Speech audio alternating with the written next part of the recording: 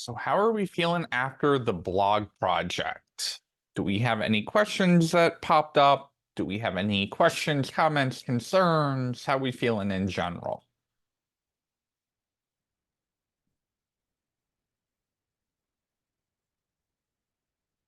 I think it's still hard. Still hard?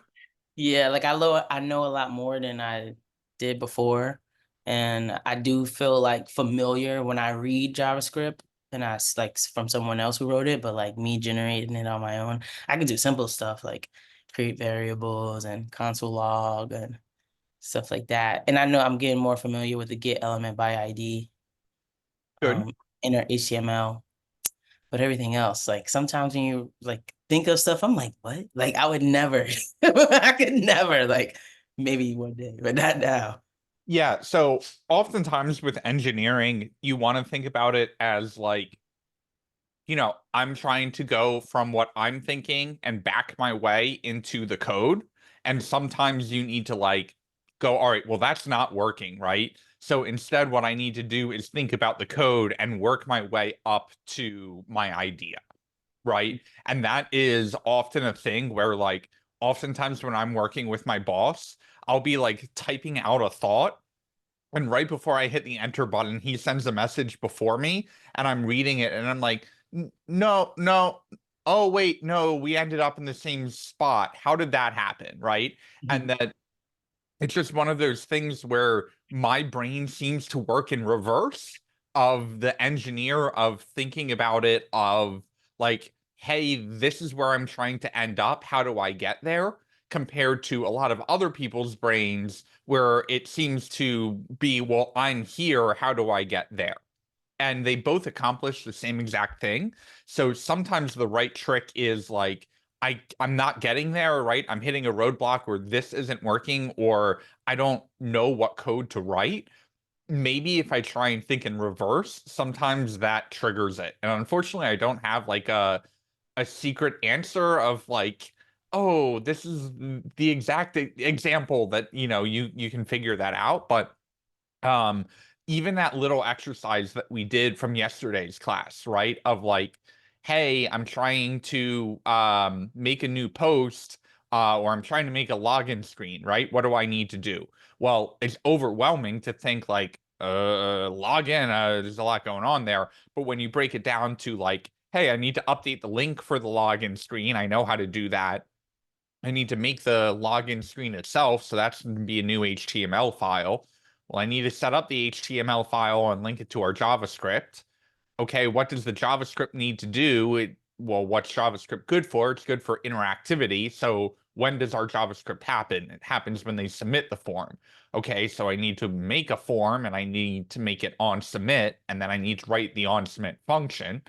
Okay, now what do I do, right? I need to make sure the username and password are right.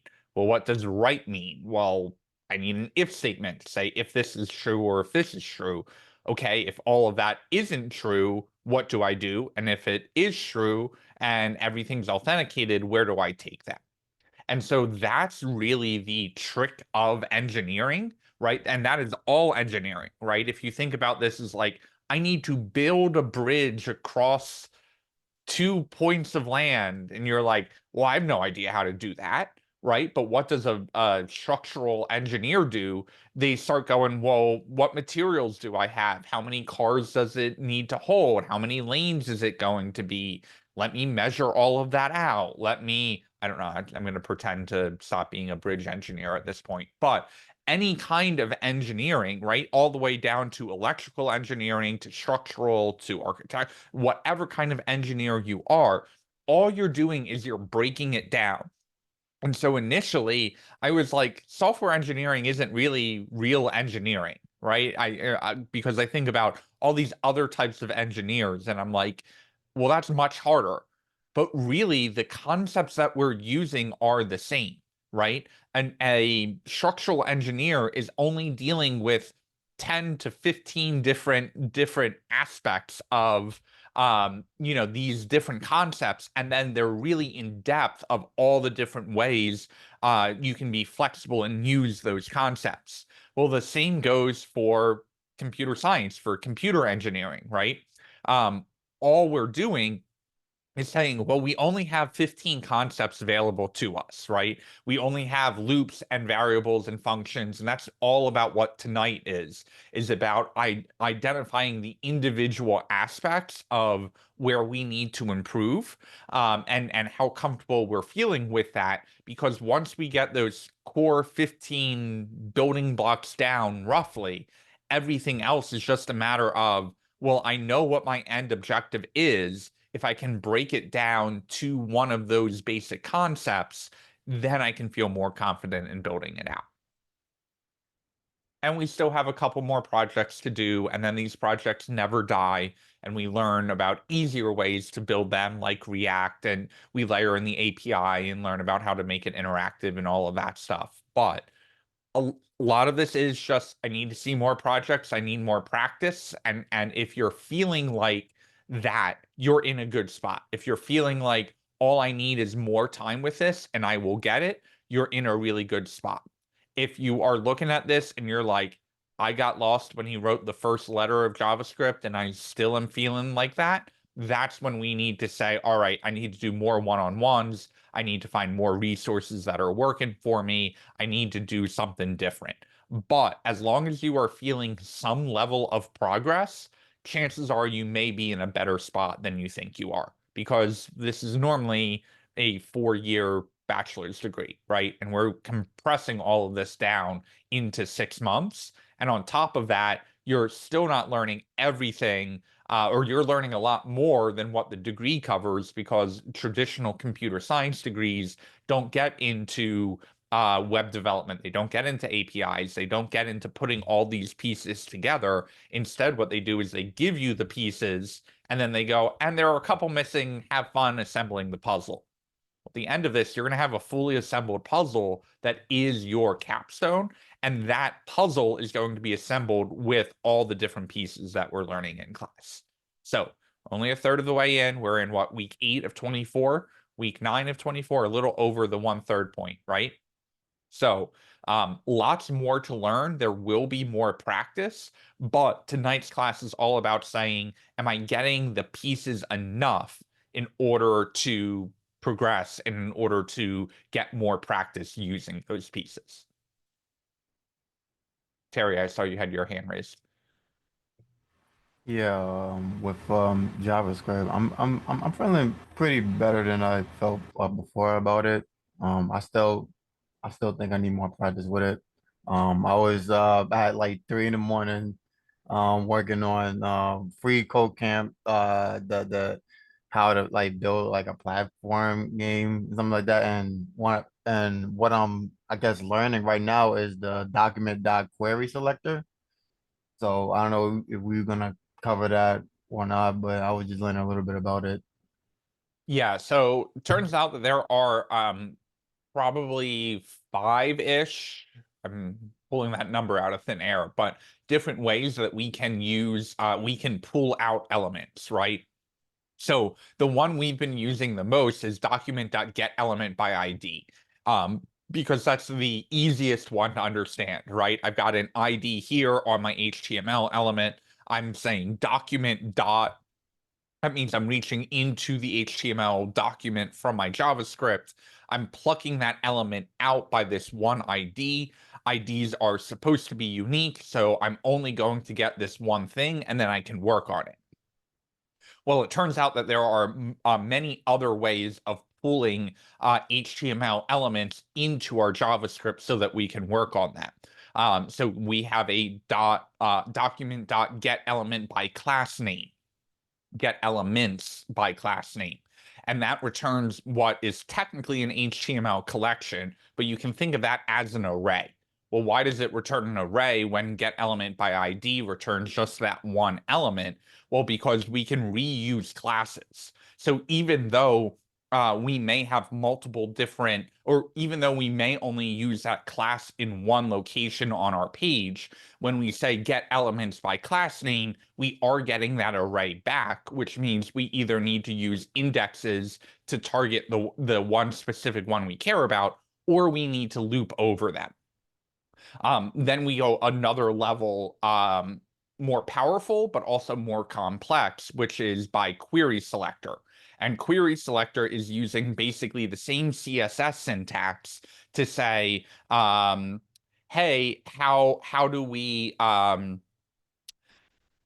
query that? How do we get this one this whole range of the different things that we're looking for? So the only reason why we don't use that more often is because it is returning that array, and then dealing with the array, of course, itself is more complex. If I remember to, when we get to tic-tac-toe, I will build that out using query selector just so we can see the power of it. But it does add a little bit more complexity.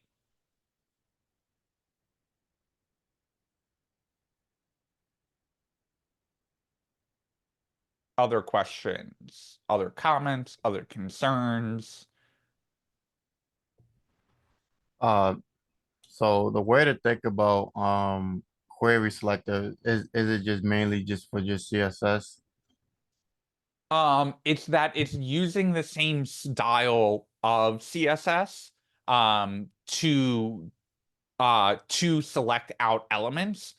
So you can think about get element by ID would be the same as a pound sign, right? In CSS. And get elements by class name would be the same as using the period in CSS. So by query selector, you're leveling it up one more level, and you're saying by query selector, I can write any kind of CSS query that would work to target that element in CSS is also going to retrieve those elements when I pull them back out into my JavaScript.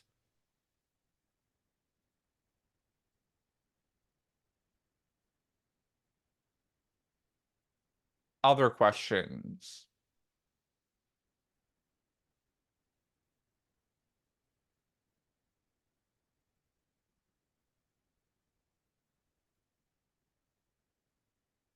Okay, we are going to dive into the self-assessment tonight. These answers will not in any way, shape, or form impact your grade. So I want you to be honest with yourselves. There is also an option to get a copy of this email to you. I'm going to actually change it so you will definitely get a copy of this. So when you fill this out, whatever email you put in, you'll get a copy of it. And that way you can kind of go back at the end of the night, review this, and have a better idea of, all right, where do I need more additional practice? I will also use these responses to get a better gauge of, hey, are there little mini projects that we should do? Or is there some concept that a lot of students are struggling with that I can spend a little bit more time on in tic-tac-toe or in the future projects that are coming up? So the way I'm going to do this, I'm going to go through each one of the concepts, give you a little refresher of it. You'll see it actually used in live code.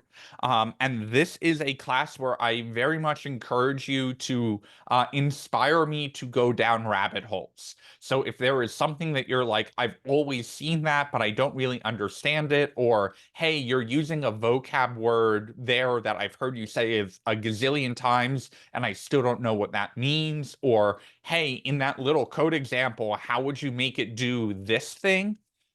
I encourage you to do that tonight, right? And I'm going to try and keep my eye on the chat as much as possible.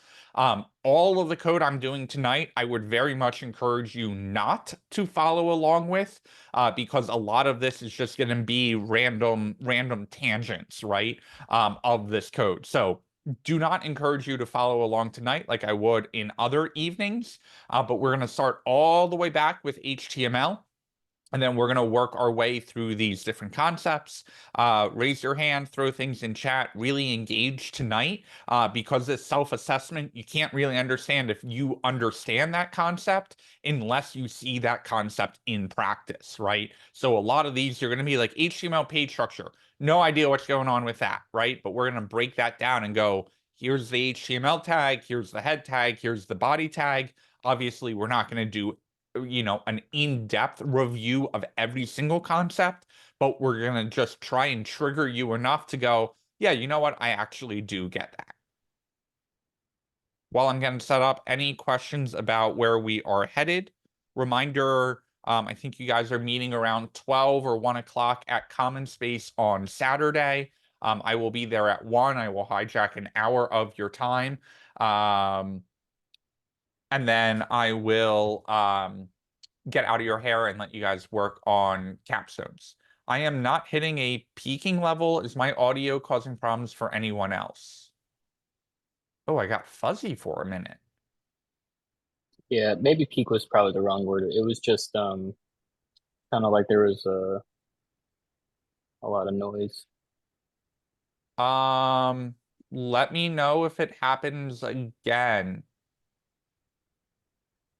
Yeah, it sounds okay now. You were just when you were talking like um monologuing, it was kind of breaking in certain points. Just be Not that I honest, you're couldn't hear sick you. of It was hearing my just voice. It happens to everyone. I can't. Oh, are you gonna Um, bring the rubber dogs Saturday? yes, I will. I'm gonna say because I can't tell because I'm on like speaker, so Yeah, definitely let me know if that happens again. I'm using a You sound fine now. pretty top of the line mic, so I'm guessing it was just Zoom's like connection and some internet compression stuff, but let me know if it happens again and I will look into it. Yeah, you sound fine right now. Okay. I am going to, and again, I don't encourage you to follow along in class tonight because we are just working around with a playground, just basic concepts. But I will start a live stream if you find it easier to like read the code on your screen. That is totally fine. I got a question about that.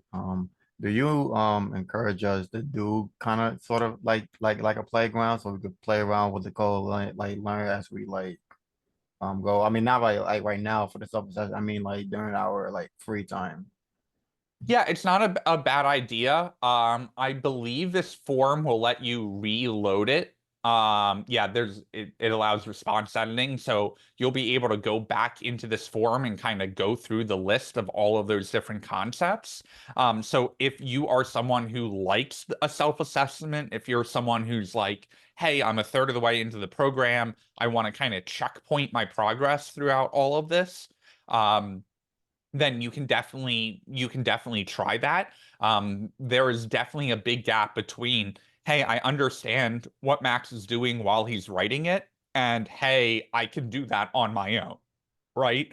And so if you are someone who is like, I want to gauge this myself, you definitely can go back through this form and be like, it says variable. Can I write out a variable? Can I use this as kind of a little bit of a challenge to do it on my own? So yeah, that's not a bad idea. I'm not saying everyone needs to do that, but if you would find it helpful, I can definitely see how that would be the case. We can do attendance now before we dive in. The secret word for tonight will be assessment.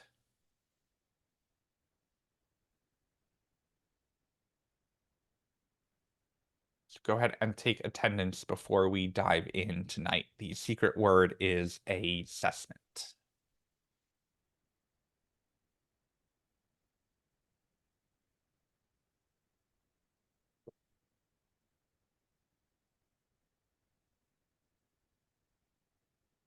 Maybe the earliest attendance on history. Not a problem, though. Okay. We are going to start in the HTML and CSS section. If you have not pulled up the assessment link at 5:52 p.m. ET in the chat, go ahead and pull that out, fill out your name and your email, and then we are going to jump into HTML page structure. So we have been using a little bit of a shortcut. Most of us developers do because there is so much HTML going on. When we hit exclamation enter, we kind of get this template, right, of all of the HTML that gets inserted. This is a template from a shortcutting software called Emmet. But this is really overwhelming. So I like to break this down a little bit simpler and say, hey, the most basic of HTML is really just an HTML tag. HTML is built on top of a standard called XML, which was really the first one who started using these nested tags in order to structure our data. Every HTML page has to have 3 key tags in it. The HTML tag itself, so the browser knows, hey, everything between this is written using the HTML syntax. The head tag, which is meant to tell the browser, hey, here's all of the information that you need to know to make this page look right. But it isn't necessarily content, right? This is what is working under the hood. And finally, our body tag. Our body tag is what actually shows up to the end user. If it's not in the body, chances are the end user won't see it. So basic HTML page structure is basically saying, hey, we've got an HTML tag. Whatever comes between our head tag is what is telling the browser how this page should work or how you should load this page. And the body tag is what you should actually show to the end user. Basic HTML page structure is also understanding the fact that we have opening tags and closing tags, and that anything in between those tags we consider to be inside that element, right? So that is basic page structure. I will pause there. I will let you ask any questions, and then we should go ahead and vote or answer how you're feeling about your confidence on HTML page structure before we move on. If you go over the use cases for specifying like doc type. Yeah, so doc type is an HTML5 standard. It is basically allowing you to specify a little bit more of information about your HTML document. HTML4 was the standard for years and years, just like HTML5 is now the dominantly used standard. It turns out that the browser kind of wants to know what version of HTML you're using because it doesn't want to accidentally load a really old website and then go, oh, it turns out that you're using features that are used differently in HTML5. So when we declare doc type in HTML using the exclamation point enter shortcut in Emmet, you will notice it drops in a doc type HTML. That tag alone is telling the browser, hey, this is using HTML5. This is the latest standard. But if you were working on an older web page and didn't want the browser to load in all of the new features of HTML5, you can actually specify using the doc type. Hey, this is using 4.0, or this is going all the way back to X HTML. Basically, everyone has agreed that HTML5 is the dominant standard. HTML6, I haven't even heard of yet, so I don't think that that's coming down the road. But the doc type is basically telling the browser, hey, we're using HTML5. This is the latest standard. Or it may be saying, hey, this is a really old page that is going to load weirdly if you try and load it as HTML5. So instead, load it as this older one. The meta tag is really flexible. The meta tag is basically telling, again, the browser more information because it is in the head tag about how this page should load in. Meta char set is basically opening up our page so the browser understands we may be using emojis, we may be using non-Western characters, right, for languages like Japanese or Chinese or any of those. UTF-8 is basically a encoding scheme, so the browser knows how to convert basically the binary on the page into actual letters or symbols that we understand. So meta is really powerful in that we're basically telling the browser, hey, you understand a meta tag called viewport. And because we have specified that it's the viewport, it understands how to work with this. So meta is basically a way, almost like any other element in the head, to tell the browser more details about our page. When we get into these, meta is a very commonly used tag. Title is another commonly used tag. Title is going to control, it used to be what the name of the window was going to be. It has now been repurposed to be the name of the title tag of our tab in the browser. Of course, we have seen some other very commonly used ones up here, like a link tag. We commonly use the link tag for CSS. For a rel style sheet. There are probably, I don't know, 100 different tags and combinations of meta that we can use in the head tag. The absolute basics are here to basically say, hey, we're using a common encoding scheme for our text. We're saying, hey, the meta viewport should basically make this web page responsive. So if it loads on a mobile device, the browser is sending the width of the window into our CSS. And then the title tag, link tag, all of that kind of stuff. So the head tag, I don't want you to get overwhelmed and go, oh, it turns out I don't know this too much. All we're doing is saying, hey, this is information that we can provide to the browser about how this page should load or what information is coming on this page.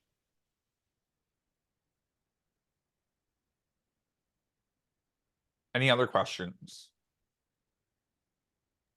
Yes, it's Yeah. not specifically about the material.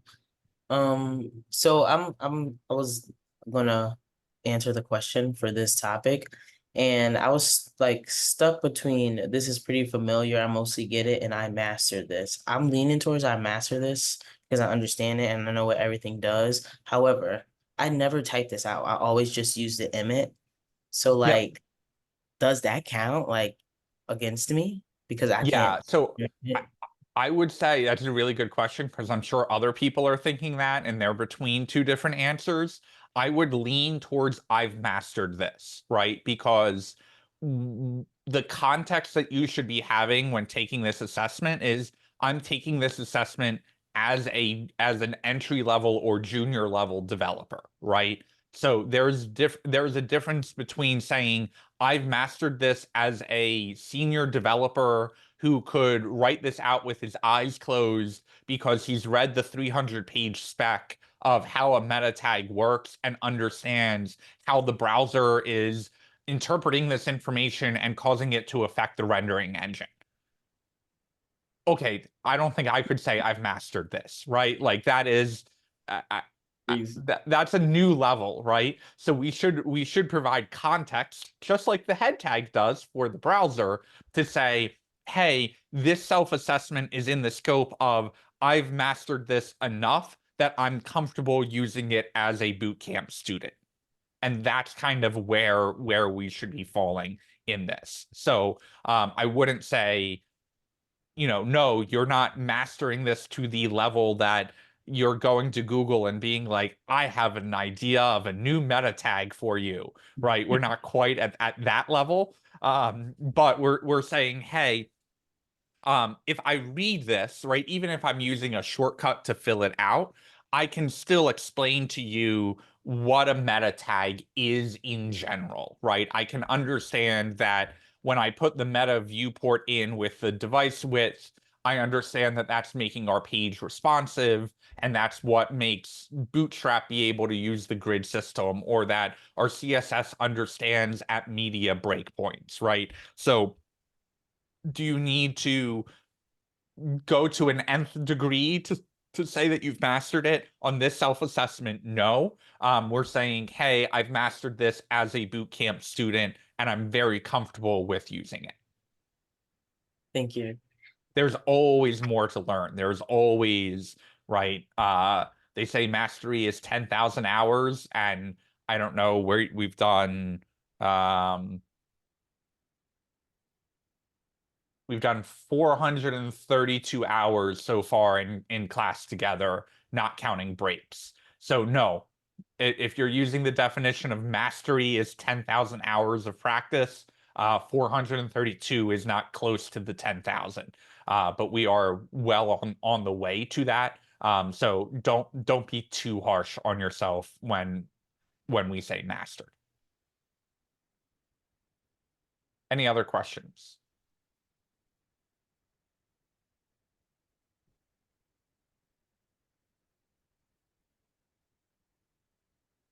Okay. 432 was just rough math. We've had days off and open hacks and that kind of stuff, but roughly that's where we're at. Can you survive? Can you believe you've survived almost 500 hours of listening to me? I know, it's just incredible.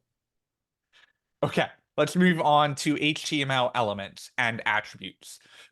So you can think of an HTML element as kind of a whole HTML tag together. So lots of different HTML elements. We have like H1s that are a headline. Of course, there are elements that have content inside the tags that is between the opening and the closing. We do have things like self-closing tags, like a line break. A line break does not need to know any other information. Content isn't showing up inside that HTML element or tag. So we close it out with the slash at the end. That's what we call a self-closing tag. We also can add attributes to our H1 tag, something like style that allows us to change the color. We can, of course, add classes in,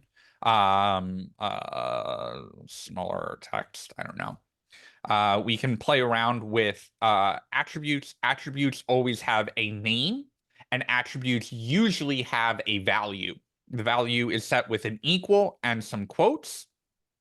And then we put the value of that attribute inside of it.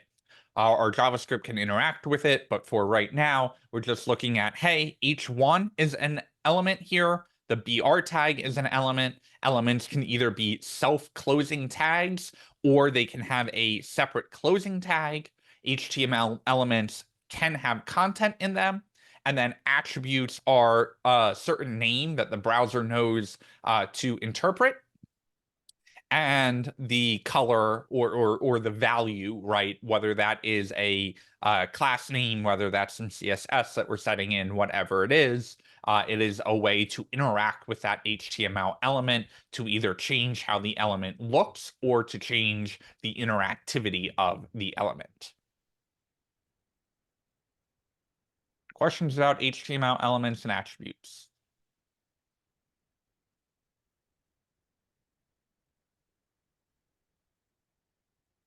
Joe says, I sound different at 1x. I will say that the only other person that I know who talks as quickly as I do is John Oliver. I watch him and I have to do him at 1.5x because last week tonight, 2x, it isn't the British accent. Like it just, he talks so quickly. And I'm like, slow down, man. You were saying as many words at 1.5x as most people do at 2. That and Hamilton are the two things where I'm like, nope, gotta go down to 1.5. Cannot do them at 2x. Okay, moving on. HTML nesting and indentation. Inside of HTML elements like a div tag, it is very important that we indent when we go inside that tag. That is making it easier for us visually to understand, hey, all of the things that we're putting inside this div element are all kind of grouped together. We can also nest an infinite number of div tags or really any type of tags together. So we could do something like div class row. And we can put our div class col in it. And then we can say this is inside a col. How do we know that this is inside a column? Well, we see the opening tag and the closing tag, but this is much easier to see visually because it is indented a level. Well, how do we know that this row is inside the, how do we know this col is inside the row? Again, because it's indented a level. We can always use tools like Prettier, but in general, we should understand why do we indent code. Some languages like Python actually use the number of indentations to know what code is blocked together, what group of code goes together. In HTML and JavaScript, we use opening tags and closing tags or curly braces in JavaScript to know how that code blocks together. But in general, we can nest any number of things together. If we put another div class call here, we can also say, hey, we know that this is also in the row, but it's not inside this column. Why? Because it's indented at the same level as this column right here. So code indentation is a good code hygiene thing. In general, we want to make sure that our indentation is correct. Using a tool like Prettier is absolutely fine. But in general, we want to be able to explain indentation and say, hey, these are nested inside of each other. If you want to think about it as the Russian nesting dolls, right? That is basically what we're doing here. We're putting one thing inside of another thing. Questions about nesting or indentation?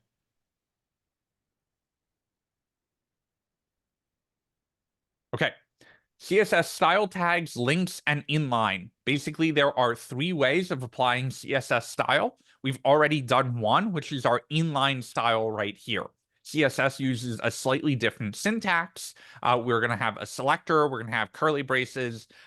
If we are doing a CSS file, if we're doing inline, we have our property, our CSS property, which is color in this case, a colon to separate out the property from the value, and then the value itself with a semicolon at the end, so it knows that that is over. We also have the ability to link to a style sheet with a rel style sheet, so it knows what kind of file we're linking to, and an href to our style.css.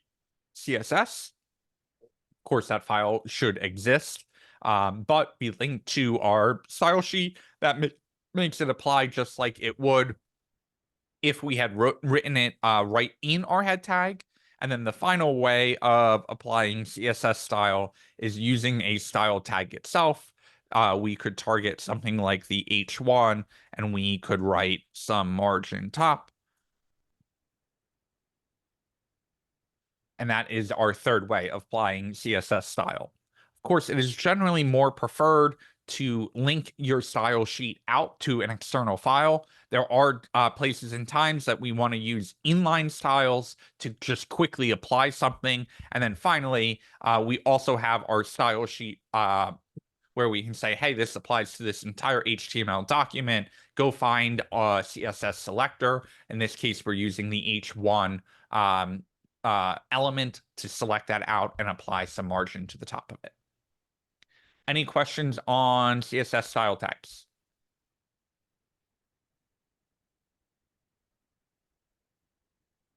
This mostly bleeds into the next question as well with CSS selectors, properties, and values. There are lots of different ways that we can write selectors. The 3 most common are using the element itself. In this case, we're targeting the H1. Another way is by targeting a class, which is represented by a period. We grab our smaller text and we can set a font size down to 6px. That will make it smaller. This is a selector using a class name. And then the third way is targeting out an ID. We can target an ID like my call and add a border to it of 1px solid black. And then we can add an ID of my call, and that will make these properties apply to this entire div. Properties are the long list of all the different things that we can target or style, and then the values are what we are setting that property to. Questions on selectors, properties, and values. There are a lot more than just elements, class names, and IDs for selectors. But in general, we want to understand, hey, if we write out this styling, this is how we make it apply to this particular thing.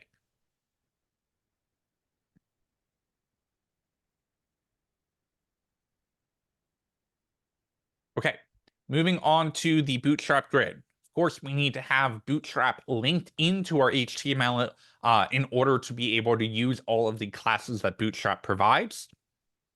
The Bootstrap grid is really powerful because it allows you to do responsive things. Bootstrap grid, we always use a row before we put our columns in place. We can adjust column size. All columns are based off of a 12 column system because 12 is more easily dividable than 10 is, right? So if we want something 1/3 and 2/3, we can't do that by dividing by 10 and getting a whole number. We can do that if we are dividing by 12. So the most basic, hey, I want 2 columns. I want them to be evenly split between the 2 of them. We use just a col there. However, if we wanted to say, hey, this is going to take up 75% of the screen, and this is going to take up the other 25% of the screen, we can specify column sizes. We can also get responsive and say, hey, on a really small screen, I want this to take up half of the screen. 12 divided by 6 gives us 50%. But on a larger screen, I would like it to only take up a third of the screen. And that will, on a medium-sized screen. So we can chain those classes together, but we use the grid system as a less complex version of basically Flexbox to be able to lay things out across the screen instead of having to push everything down the screen. Flexbox has its times where it is definitely more useful than the grid. It is definitely more flexible. It's the reason why they call it Flex. But Bootstrap Grid is a quick way to arrange things on the page, even if we are not displaying the grid to the end user. Well, we're laying things out in the grid, but the grid doesn't necessarily have to have borders. That's what I was trying to say. Any questions about Bootstrap Grid? Yeah. So Shoot. you said Bootstrap Grid is Flex, like Flexbox? Mm-mm. Oh. Bootstrap Grid actually uses Flexbox in order to make it work. I was just saying that Flexbox is another alternative to laying things out on the page that is more powerful than the grid itself. But Flexbox is, or Bootstrap Grid can be an alternative to using Flexbox itself if you can lay things out in a grid fashion. Oftentimes it is quicker to do so using Bootstrap Grid than it is using Flexbox directly. Okay, thank you. And yes, the way Bootstrap Grid actually works in the browser is it is applying a bunch of flex properties.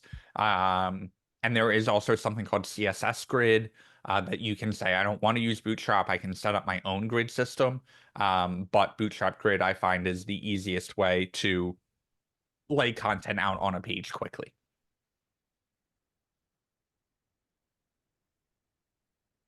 Any questions about Bootstrap Grid? I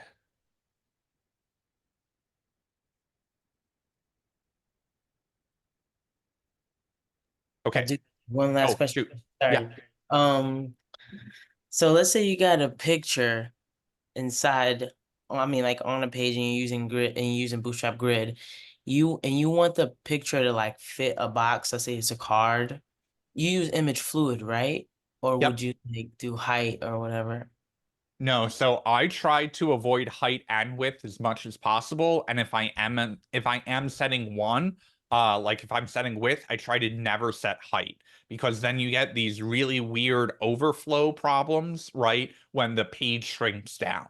And so one of the most challenging parts of web design that we don't run into in a lot of other kinds of design is that the output is a variable size, right? We don't know the height or the width of someone's screen. They could be on a 27-inch monitor. They could be on a first generation iPhone with a 3.5-inch screen. Okay, not likely, but that could happen, right? And so if I came to you and I'm like, hey, I want an ad design for a billboard, what's your first question going to be? Well, what's the content? And then the second, how big is the billboard, right? I need to know how much space I have to lay out. Well, when you come back to an HTML or a web designer and you say, hey, I would like this designed, you don't get to say the user is always going to be on a 13-inch laptop screen. And so we need to work with the design there to make sure that we're dealing with it responsively and saying, hey, these elements will shift around based off of that.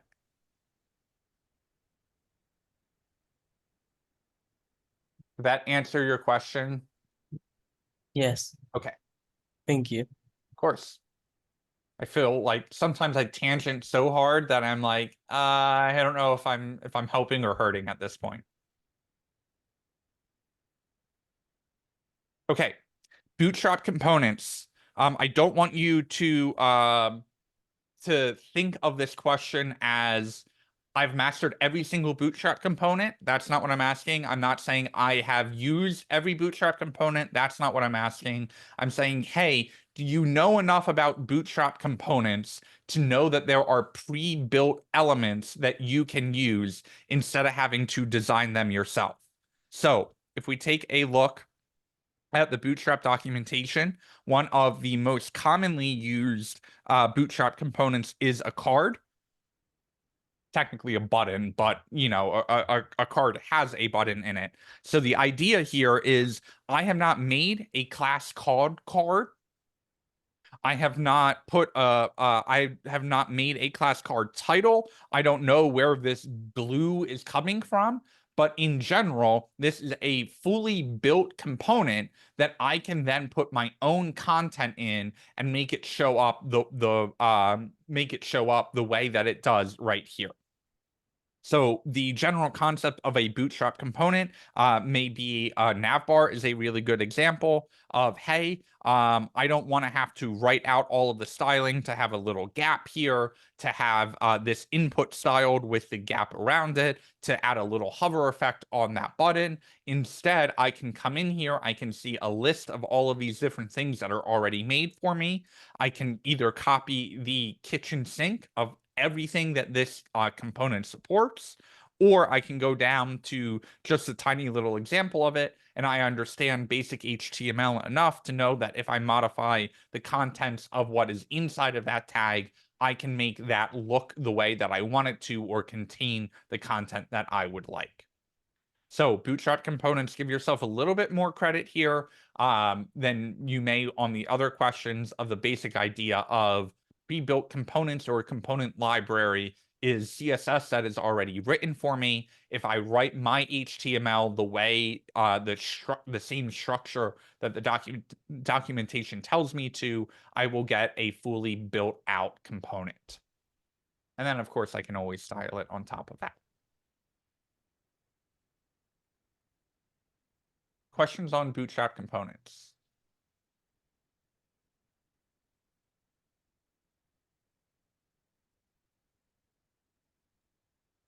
Okay. Moving on to divvying out a mockup. This was as simple as taking a screenshot of whatever you were working on. This is whether you do it visually, whether you do it with a multi-level outline, it is popping the mockup up and saying, hey, I need to break this down into little sections. It looks like this top thing here is my entire nav bar. I need to break my nav bar out into different sections. So I'm going to say, hey, this looks like it is all one section. And then it looks like this is another section for the search bar. And then it looks like I have a final section over here. Once we identify that, we are able to better lay out the sizing of all of the columns. Of course, we can repeat that exercise down here and say, hey, this looks like it's all one big section. And then we break this down into 3 sections of its own with the sidebar, the page main content, and a table of contents basically over here. Once we are able to identify that, we're able to say, hey, the red is a div class row. The blues are going to be columns. we're able to visually see that. And because we can visually see how it is nested, it makes it easier to build an outline either in Google Docs and then get into our HTML, or to dive into our HTML directly and start laying out our divs so that they are all nested together. So divvying out a mockup basically means, hey, we need a stepping stone between our code and the visual itself. So when we break this down into smaller components, we're able to dive into the divs and make our layouts happen the way that we expect. Questions on divvying out a mockup?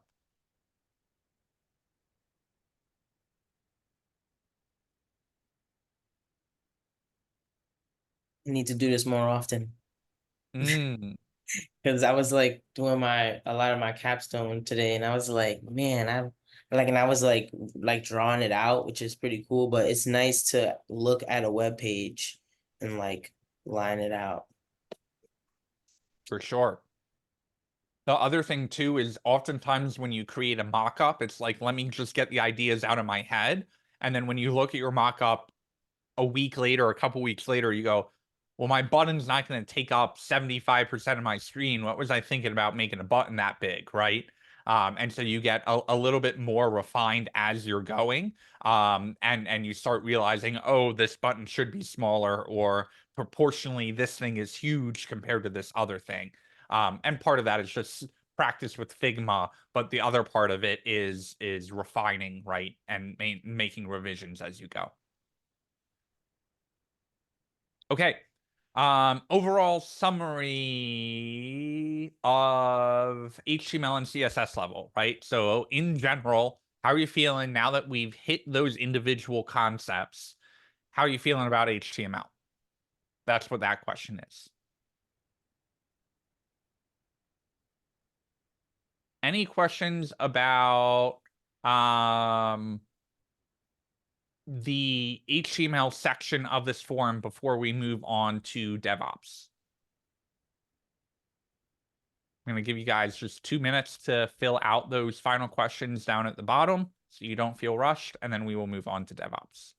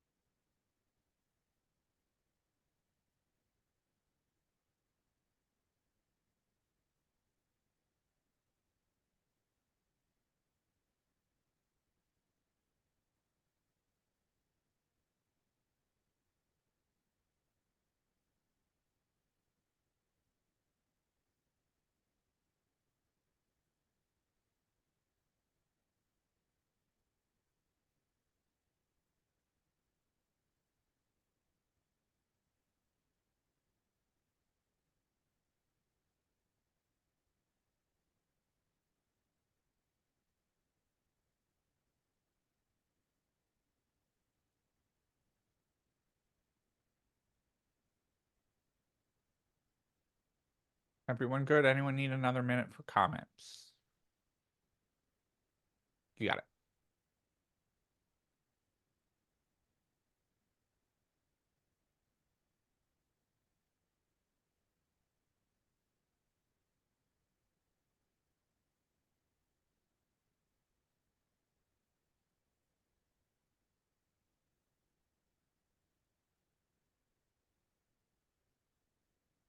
Google will save all of your form responses and let you go back and edit them. So if we get to the end of the night and you're like, ooh, I have additional thoughts that I want to add to that section, you will definitely be able to go back in and edit them as well.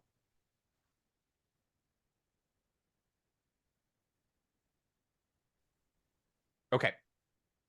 Moving on to DevOps. This is one that I can't quite screen share through, but we start with basic Git and GitHub operations, right? So what is the difference between Git and GitHub? GitHub is a company that hosts Git repositories. Git is the actual software that's running on your computer, right?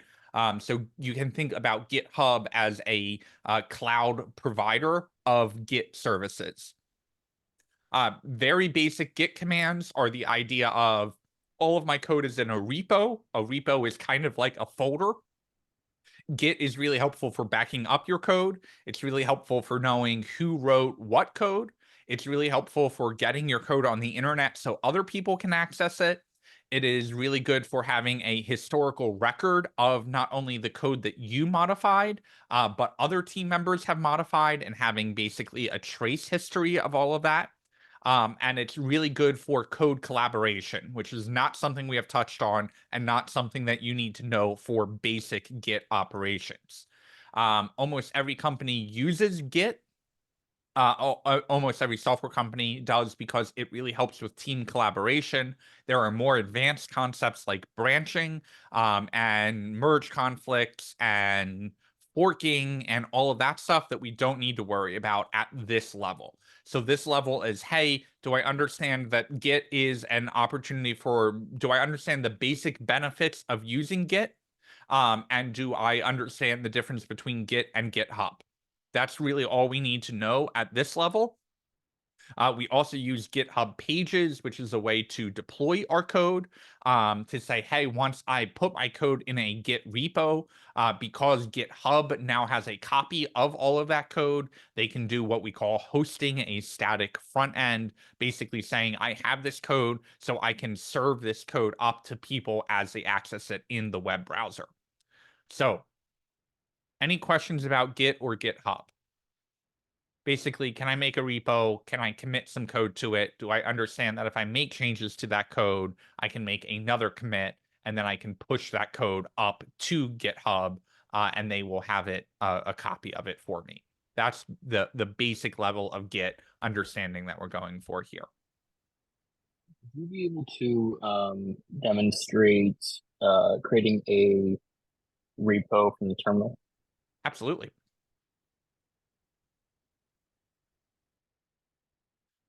So creating a repo from the terminal is really easy. If I happen to be inside of this day 4 folder, and terminal is not something that we are assessing you on here, so I don't want you to, if you are comfortable with GitHub Desktop, that is totally fine. From the terminal, which I actually don't use the terminal for any Git operations, anything that we can achieve in the terminal for Git, chances are we can achieve through a user interface. When I first learned Git, it was taught to me only in the terminal, and because of that, I just did not get Git at all until someone showed me a tool like GitHub Desktop, and then a light bulb moment went off for me. I see that as a very polarizing thing.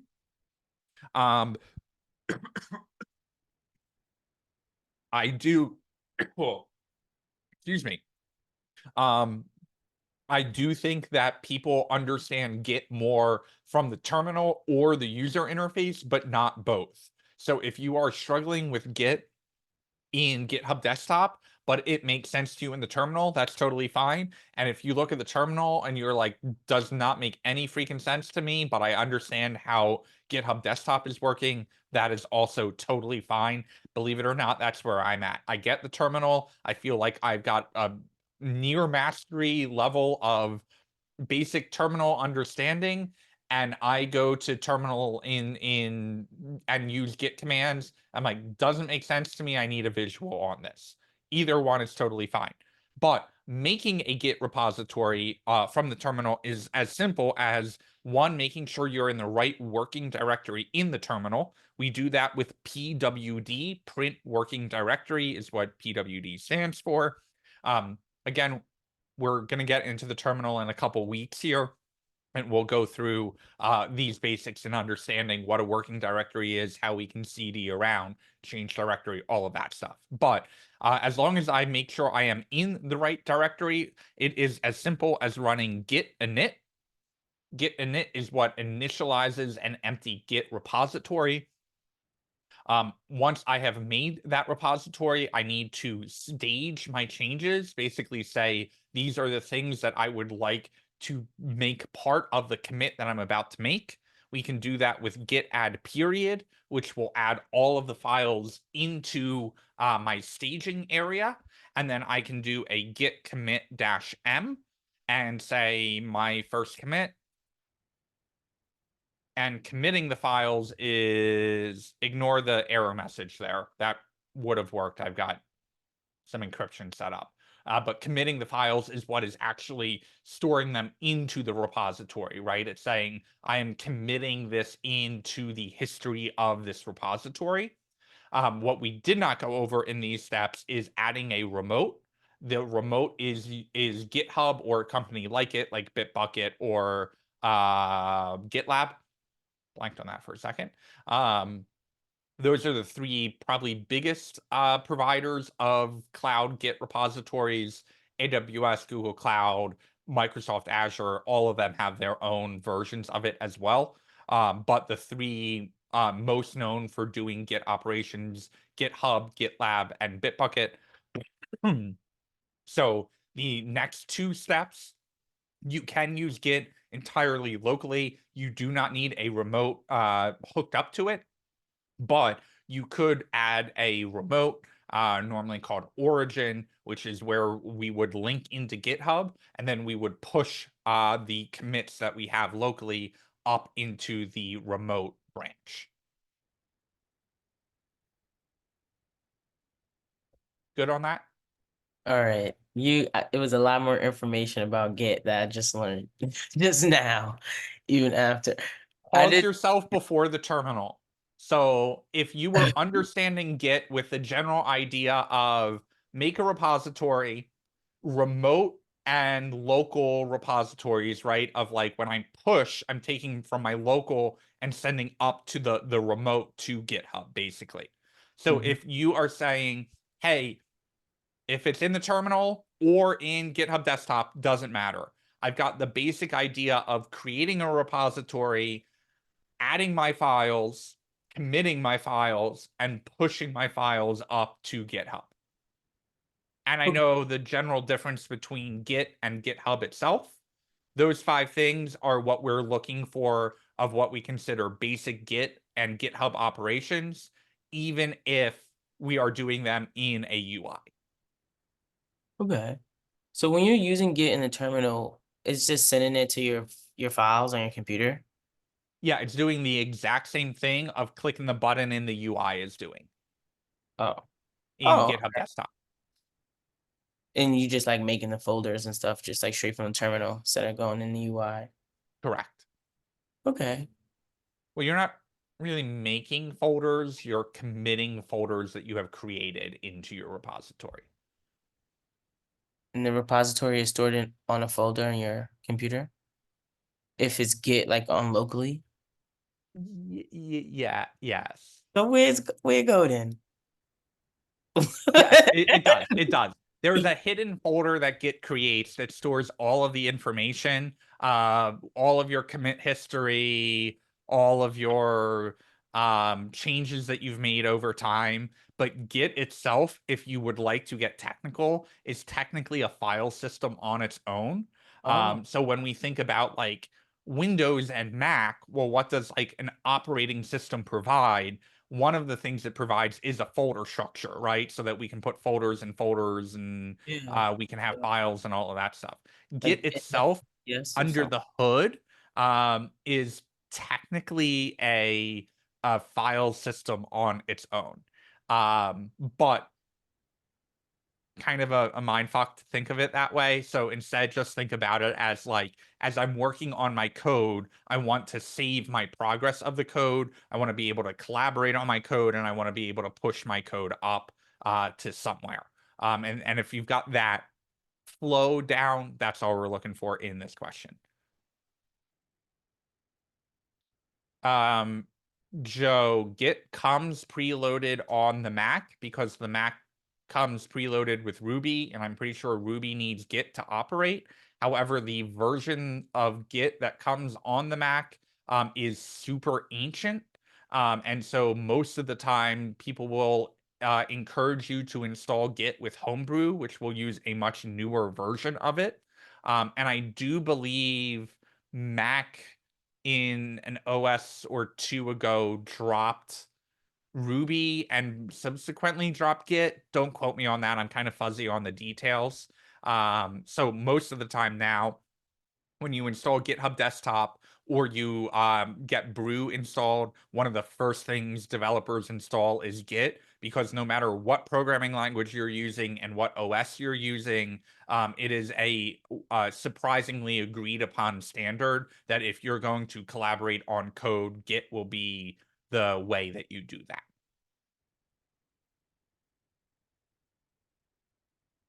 And if you are feeling like you're not ready to submit this assessment at like at the end of class tonight, it's totally fine to do that over the weekend. And that's totally fine. Or if you're watching this recording, you know, submit it whenever you're feeling comfortable submitting it, basically.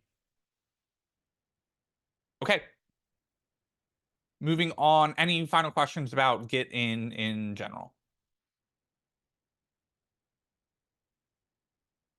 Okay.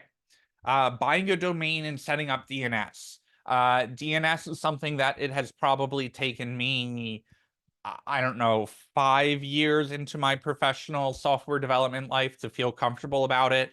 So I don't know that I would even say that I have mastered DNS. It is one of those things that seems really freaking confusing until suddenly it's not.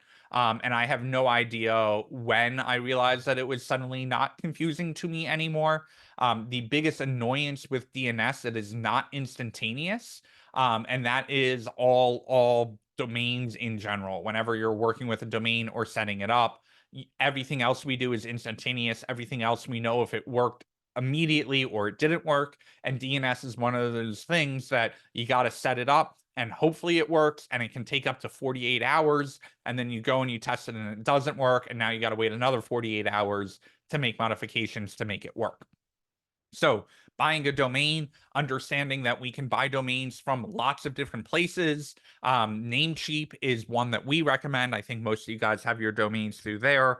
Google Domains used to be one, and then Google decided to get out of the domain business and sold all of their customers to Squarespace, who is not a company I recommend buying a domain from. They may make perfectly good websites, but I think they are money hungry on their domains. So anyway, basic idea here is that you buy a domain through what we call a registrar. Namecheap or Cloudflare are the two that I personally recommend. And then once we buy that domain, the registrar basically needs to know, hey, where do we send the web traffic when someone comes to your domain? Whether that's loading your website, whether that's sending an email to that domain name, all of that good stuff. So basic DNS is understanding what is the domain name system. The domain name system, DNS, is what allows the domain that you have bought to get routed to either another domain name or to an IP address.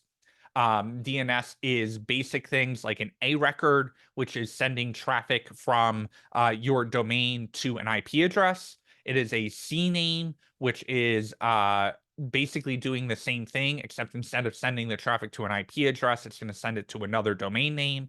And it's an MX record, which is the mail exchanger of, hey, when someone emails me, this is where the server that the email should get sent to. So DNS is one of those things that you can spend hours and hours learning. But in general, we're asking, hey, do you feel comfortable buying a domain, and do you feel comfortable enough following instructions from a web host like GitHub Pages to say, hey, if you set up your domain and enter this exact information at your registrar, we will get the web traffic when it gets sent to you. That's all we're trying to go for here. Don't beat yourself up over DNS if it still feels like an enigma to you. Just the general understanding of the DNS is how we link our registrar to wherever our website is getting hosted is what we are asking for in this question. And then finally, overall summary, basic DevOps. Do we understand the difference between dev and DevOps? Do we understand why we need DevOps? Do we understand that DevOps is how developers no longer work in silos, basically can collaborate with each other and ultimately deploy the website? That's what basic DevOps is. If you are feeling fine after Nathan's week, chances are you should be answering on the higher end of the I pretty much get it scale.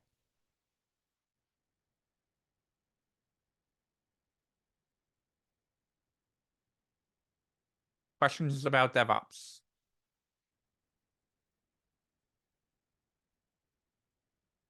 Okay. Moving into everyone's favorite section of this entire assessment. Please try to contain your excitement. It is just exuding through your camera feeds right now. On to JavaScript. And let me just check.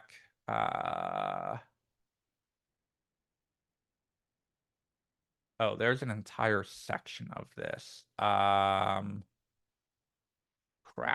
That shouldn't be on here and is. All right, I'll fix that in the break. Okay. So JavaScript, seeing JavaScript output.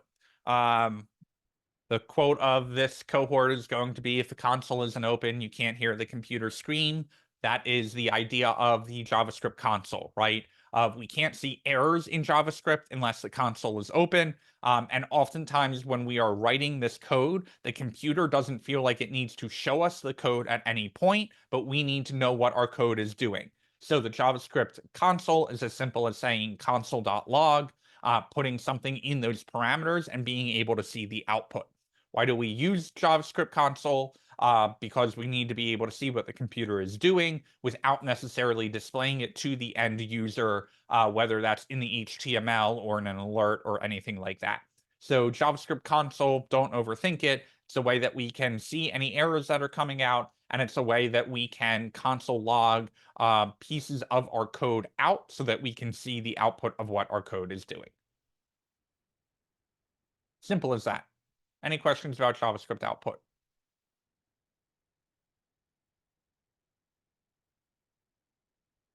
Okay. Node.js versus the browser. Think all the way back to week 1 of computer science, right? When we first started writing some JavaScript code. How do we make that code work? We popped open the terminal and we said node space, the name of our file, and hit enter. That made our code run, but it wasn't running in Chrome, it wasn't running in Safari, it wasn't in our browser. Node.js is a JavaScript runtime. What do we mean by runtime? We literally mean something that is going to be running our JavaScript code. The most common way of running JavaScript is certainly in the browser, but there's a lot that we have to get understanding about JavaScript in order to be able to write it. So there are 2 different ways we can run our JavaScript code. We can either drop it into an HTML file, at which point the browser will hit the script tag and go, oh, JavaScript, I know how to run that. Or we can make our JavaScript run outside of the browser using Node.js. We will definitely be doing a deeper dive into Node.js, which is usually used to build APIs and server-side JavaScript. Basically being able to write JavaScript that, instead of running in our browser, is going to run on a server that multiple people can access. But the general idea here is, do we understand, hey, we can either use a script tag in HTML, and that will make our browser run our JavaScript, or we can pop open a terminal in VS Code or on our computer, type in the node command in the name of our file, hit enter, and have Node run the JavaScript outside of the browser. That's it. We don't need to know what Node.js is other than command that can run our code. We don't need to do a in-depth, the browser and all of the things the browser can do in our JavaScript. Just, hey, 2 different places we can run our JavaScript. That's all we are asking in that level of understanding for that question. Any questions on that? Okay. Data types. Data types are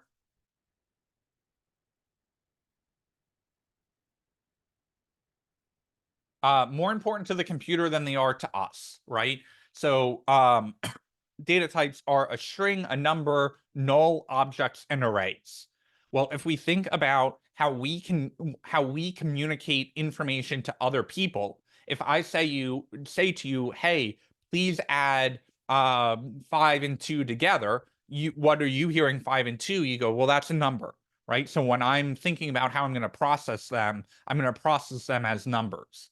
But if I said to you, please add cat and dog together, you're going to be like, cat dog, right? You're going to put those strings together. You're going to add them, right? Well, that matters to the computer as well. If I say, hey, when you go to the grocery store, please get me milk, eggs, and butter, you're going to go, well, those 3 things are individual items, but I know that you just gave me a list. Those 3 things are grouped together because those are the grocery store items. Well, that's an array. All right, well, when I say, hey, I have a car that is a make of Toyota and a model of RAV4, you're going to go, oh, we're grouping that information together. And you're telling me not just that I have a RAV4, but you're telling me the model of that car happens to be a RAV4. That's what we're talking about data types here, right? So if we say const mynum equals 3, and we say const mynum2 equals 5, when we log that out, we know because the computer knows that the data type here is a number, it knows how to deal with these and add those 2 together. So think about data types also with a layer of syntax on them. Know, hey, how do we know that this is a string? Because they are in text, because they are in quotes, right? How does the computer know that this is a list? Because it is in square brackets, so it knows that it is an array. How does it know that this is an object?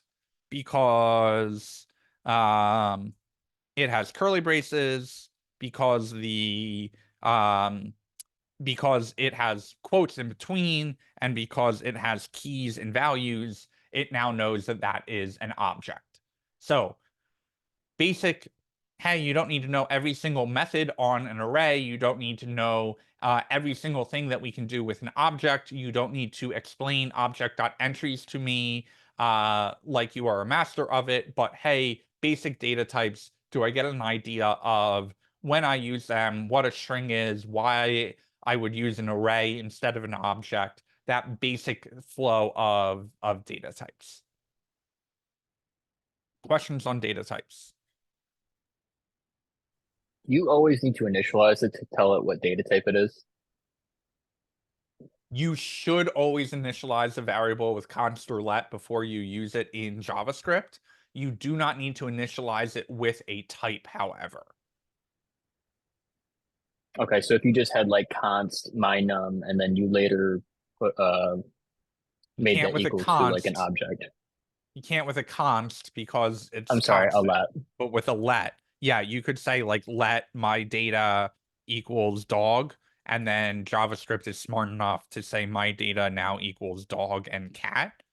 And this is completely valid if we type of my data and run that in Node.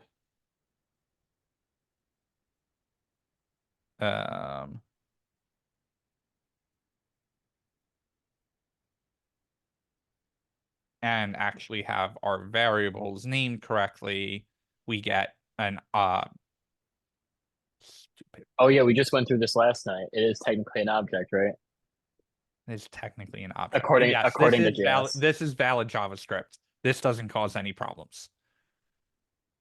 Okay, so that's actually pretty flexible then. Because that you can change the variable types. It is not encouraged for you to do that, but JavaScript will let you do it and will not have any complaints. Yeah, you get into some weird stuff where like, oh, an if statement changed the data type, and now I'm trying to call dot length on an object that I thought was an array. And so in general, I mean, this is fine to do, It's fine to say let my data and then to set the data equal to something down the road. But it is generally not encouraged for you to change data types just from a code hygiene perspective. Doesn't matter on doesn't matter to JavaScript. Gotcha. Okay. Variables, we've kind of written all of the code out for this. The general idea of a variable is that it is either a constant or a let. There is an older way of creating variables with the var keyword. Variables are just like we think about variables in math. Variables hold a value inside of them, or they can be empty. We use variables all of the time to make our data easier to access, and to access nested layers of our data as well. So variable will either be empty or it will contain a value of a different data type.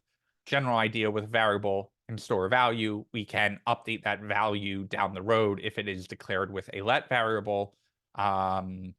Variables have scope, but that may be getting a little bit too complex.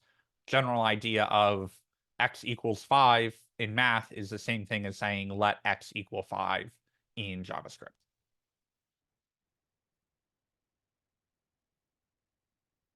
Questions about variables? I know this is really boring, but we, believe it or not, are close to the end of all of this.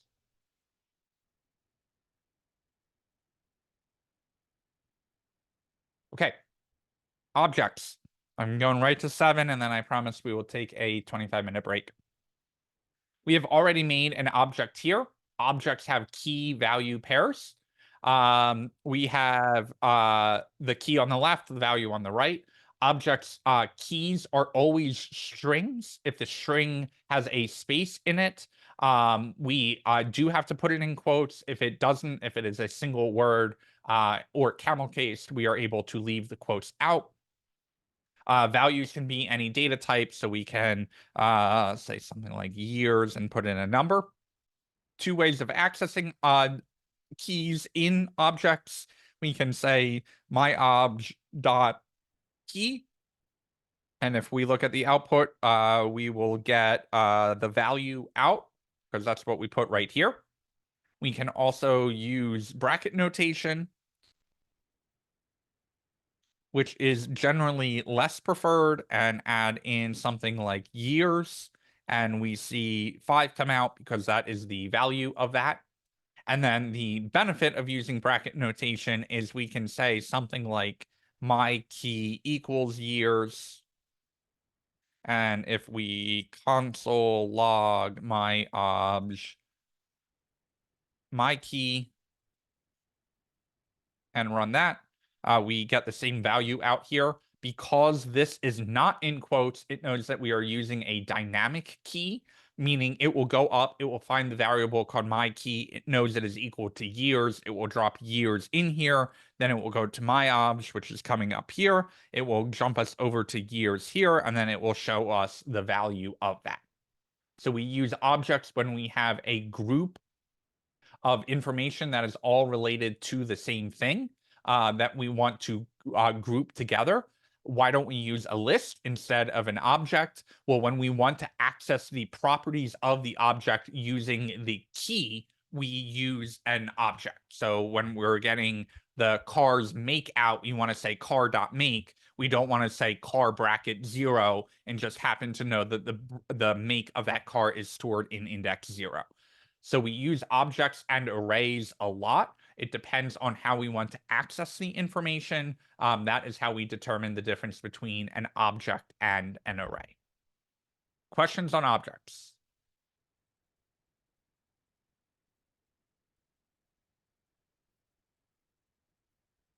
Okay, let's go on break before we get into if statements. 3, 4, 5, 6, 7, 8, 9, 10.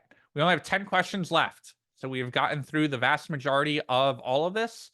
I will try and pick up the review because I know how thrilling all of this is to you guys. But I think it is worthwhile. Go on break, be back at 7:25, and we will finish up the last 10 questions.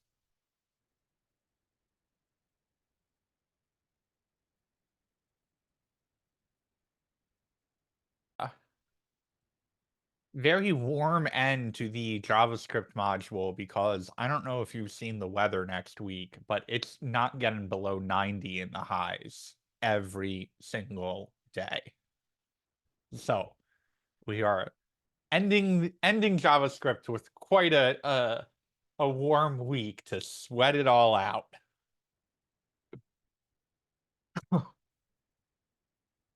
Never turn on my central air, but if it's going to be 90, I'm like, nope, we're turning it on. Doesn't matter. All right. Let's see. Where did we leave off?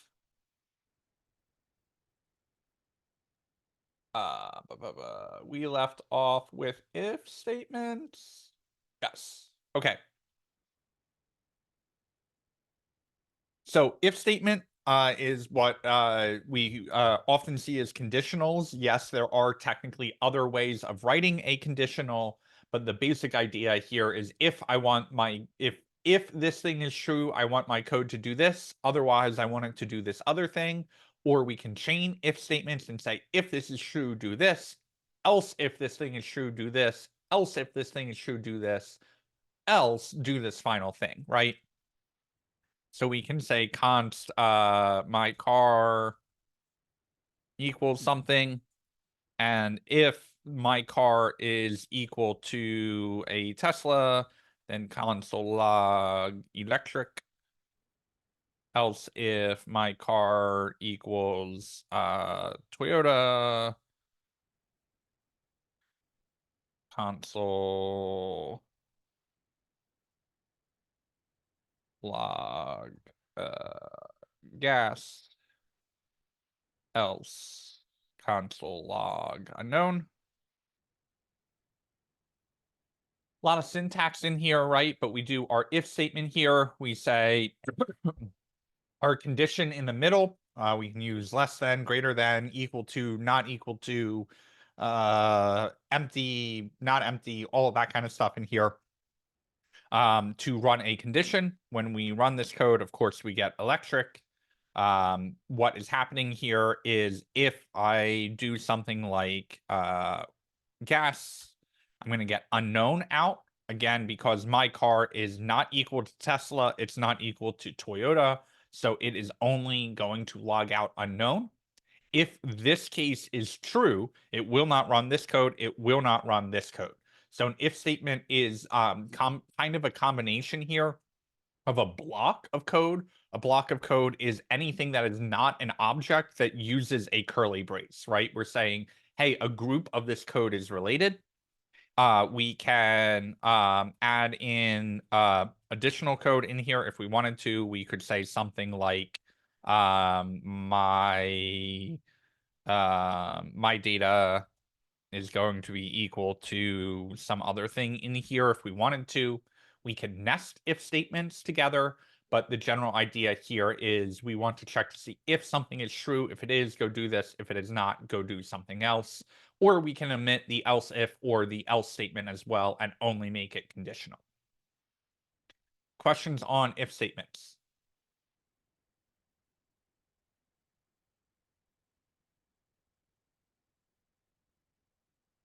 Joe wants to see a stupid switch case, so we'll do a stupid switch case as well as a conditional. I hate them so much I even have to look it up to remember how to do it. So a switch statement you can do as switch based off of my car, and then if the case is Tesla console log electric. This is why I think case statements are stupid, but I'll show you in a second. Otherwise, if the case is Toyota log gas, and then otherwise hit the default case, which is going to log unknown. And so if we set our car to electric, to Tesla, and I'll just comment this out for now and run that code, we get the stupid This is why I hate switch statements. It logs out electric, gas, and unknown. And we're like, well, why is that? It hit the case of Tesla. Well, switch statements by default do not stop running when they hit the case that is true.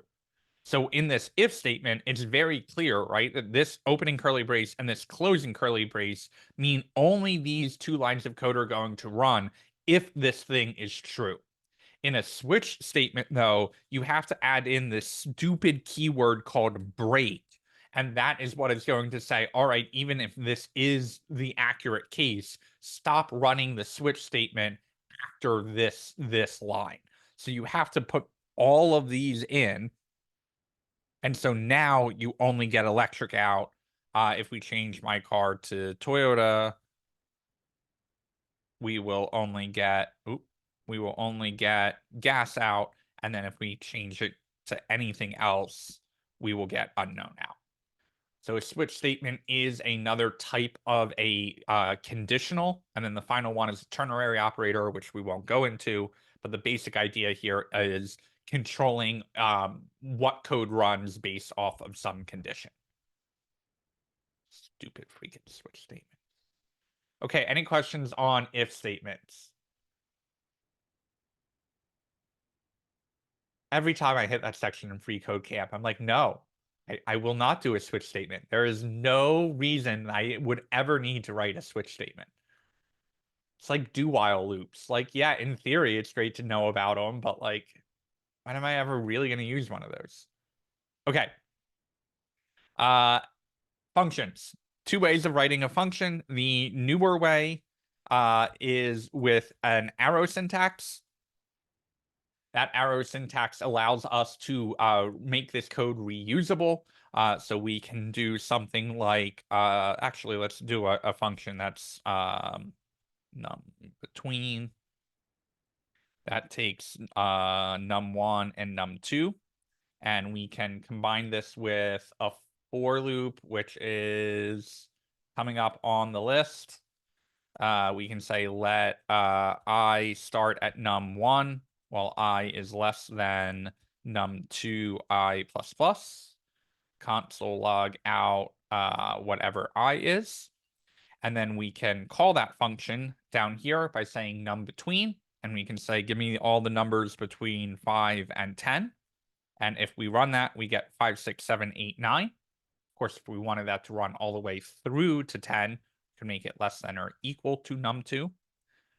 Why do we use functions? Well, we use functions because we can now reuse that in many different places. So we could say between 1 and 3, and we get 1, 2, 3 coming out. So we use functions to make reusable sections of code. Those functions sometimes need to change their input, right? The way that they run is different based off of what information that we're sending into them. So they are called parameters here. Parameters are just a variable that gets sent into a function.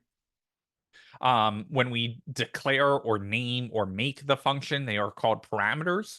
When we actually call the function, they are called arguments. So we take these arguments, we send them into the parameters. The parameters are just variables, and then we can use those variables in the function.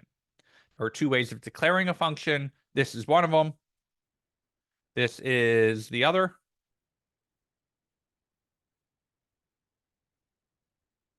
Both do the exact same thing. This is just the newer way and the preferred way because it enforces scope a little bit more. But you will often see old code that has functions written like that. Nothing really wrong with writing a function that way. It's just a different way of seeing it. Questions about functions?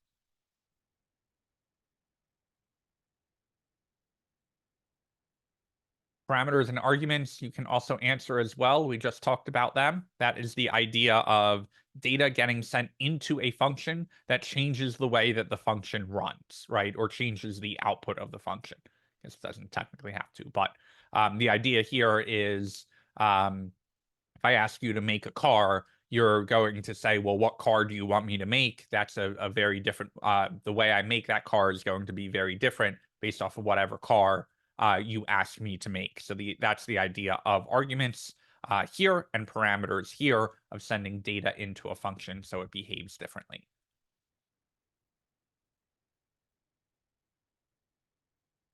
Okay. Moving on to comments. We use comments for two reasons. One is to leave basically notes in our code.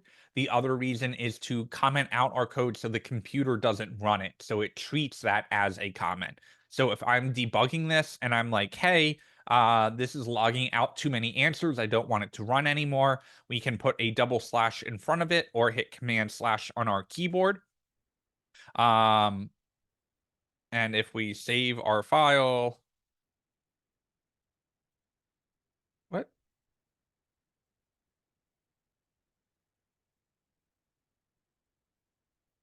Oh, and I comment out the right line of code, you see that code no longer runs again.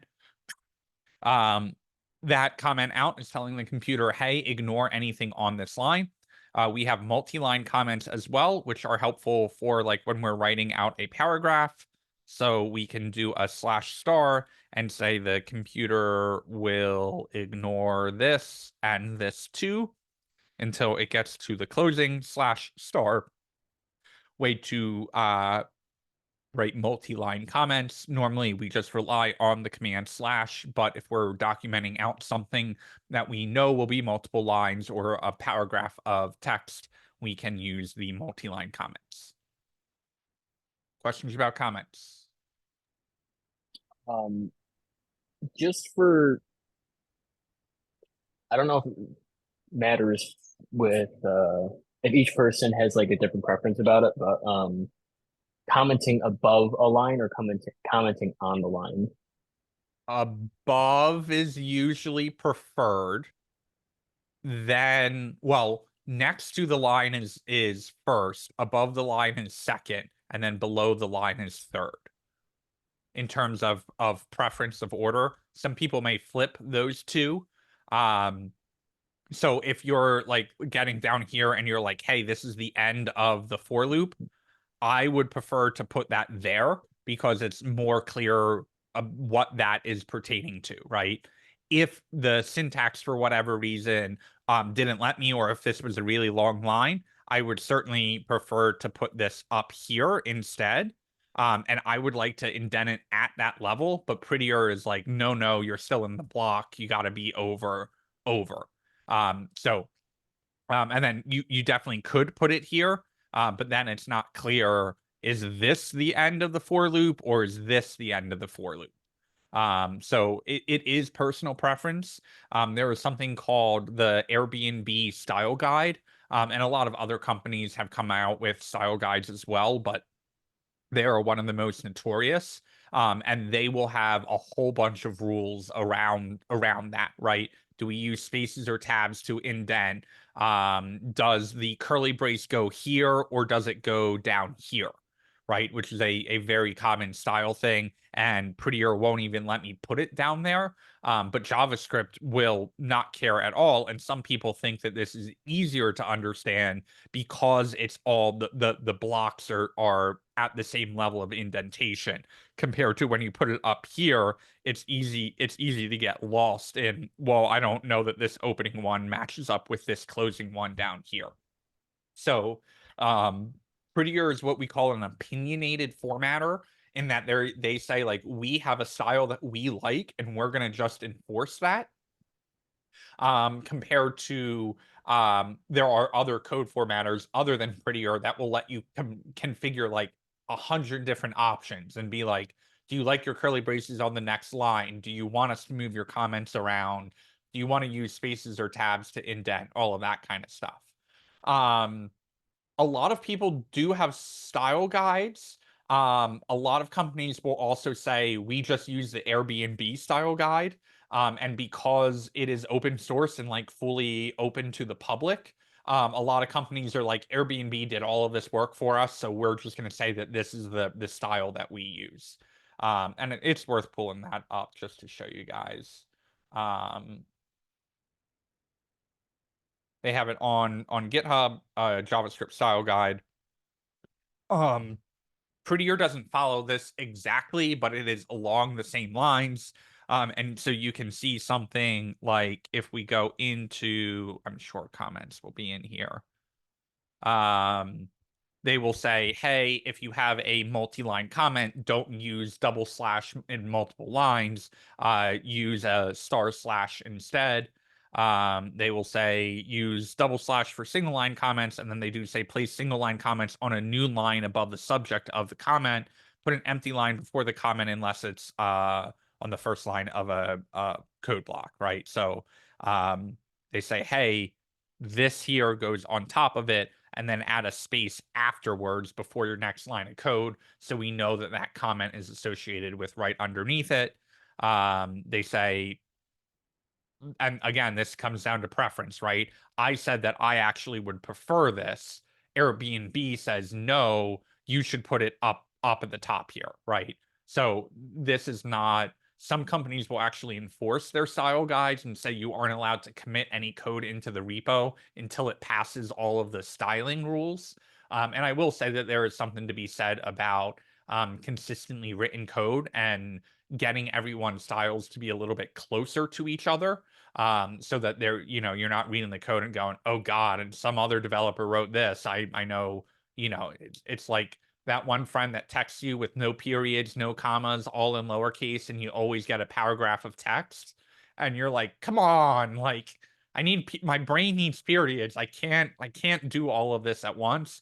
That's kind of what this style guide is saying, is it's not that the content is incorrect. It's just that this is how they prefer to be styled.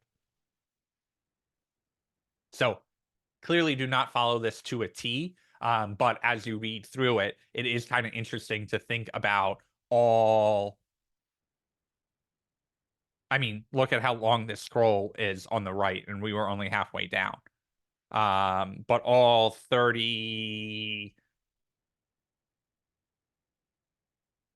26 different concepts that they tackle, all the way down to white space, where they say use tabs, which is a soft tabs is a space, right?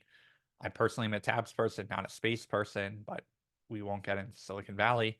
So there are guides out there for all of the different things depending on what company you're working at.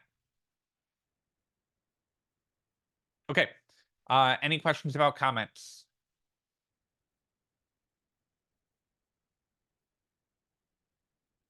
Okay. Arrays, just like objects, are probably our second most powerful data type that we use. We can say my array is equal to, do we already have an array? Yeah, we code on my data, so we're good. Is equal to certain information.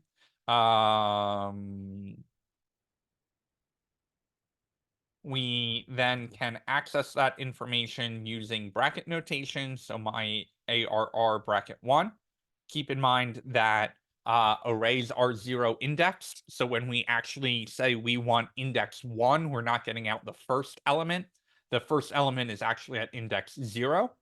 Arrays are super flexible because the order of them matters. So we are able to do things like my ARR.push, and we can add an item onto the end of the array, and then we can console log out the entire array and see that the new item got added onto the end of it. So arrays are just lists of data. Arrays can be any data type inside of them, just like object values can have any data type. We can nest arrays when we put an array in an array directly. We call it a multi-dimensional array, which is what we did for movie theater seats, right? Where we had the X and Y, and we were able to basically figure out where the seat was positioned. But arrays are just lists of data. We can move that data around. Arrays are also easier to loop over than objects or basically any other data type. So whenever we're storing multiple pieces of information about the same thing, oftentimes we use an array. Questions about arrays? Can you store different data types within an array? Yep.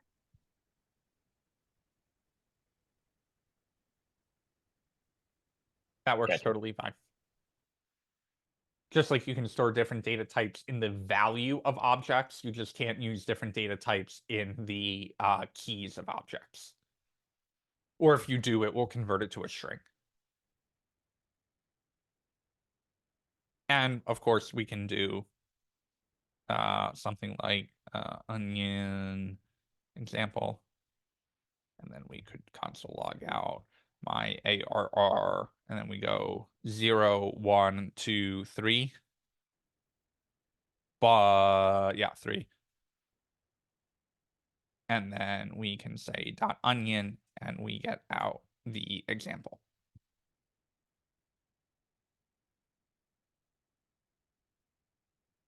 All right, nearing the finish line. For loops are probably the most common type of loop. There are multiple ways of writing a for loop. This is what we would call a traditional for loop, where we set a starting point, an incrementer, and the number of times this loop is going to run. This is definitely the more complicated type of for loop, or what we would consider a traditional for loop. The easier way of writing a for loop is saying for let const item in array of my ARR, console log out item in array if we spell array correctly, and case it properly. There we go. This for loop is saying, hey, for each item in the array, loop over them, give me access to each individual item. So we will get Tesla, true, Toyota, the object, and then finally new item at the end of it because we push that item into the end. Easiest way to write a for loop to go over every item inside of it. Of course, we could also achieve that using this for loop and the array's length. But a for loop is a way to say, go over each item in this array, go over the list. What do you want to do with each list? Just like an if statement that has a block of code, those curly braces, the for loop will do the same thing. It will execute that every time. Questions on a for loop? Okay. While loop we have not used in any code. In any projects, I can confidently say I've never written a while loop professionally in the past 10 years. However, sites like Free Code Camp love to tell you about them because they are another style of a loop. So you can say something like let num run equal 0, and while num run is less than 10, console log out the num run, and also num run plus plus. So we get 0 through 9 logging out here. You can think of a while loop as basically a loop with an if statement built into it, right? So you're saying while this condition is still true, keep on doing whatever this block of code is. What you do have to be very careful in a while loop, and why they are not used a lot in production code is because it's very easy to accidentally forget to increment whatever your if statement is based off of in this section, and basically infinitely run that loop so it never stops. Just to give you an example of what that looks like, if we forget to do that, you'll see that it is like logging out, and this log is like just going and going and going. Because that loop is never that loop never stops. It never hits this condition. So we call that an infinite loop. Lots of ways to create an infinite loop. You definitely want to make sure that you can either close the tab that JavaScript is running in, or stop whatever JavaScript is running, like in Node. You would do that with a Control-C command. Not command, but Control-C stops whatever command is running in the terminal, hopefully. But while loop is another type of a loop.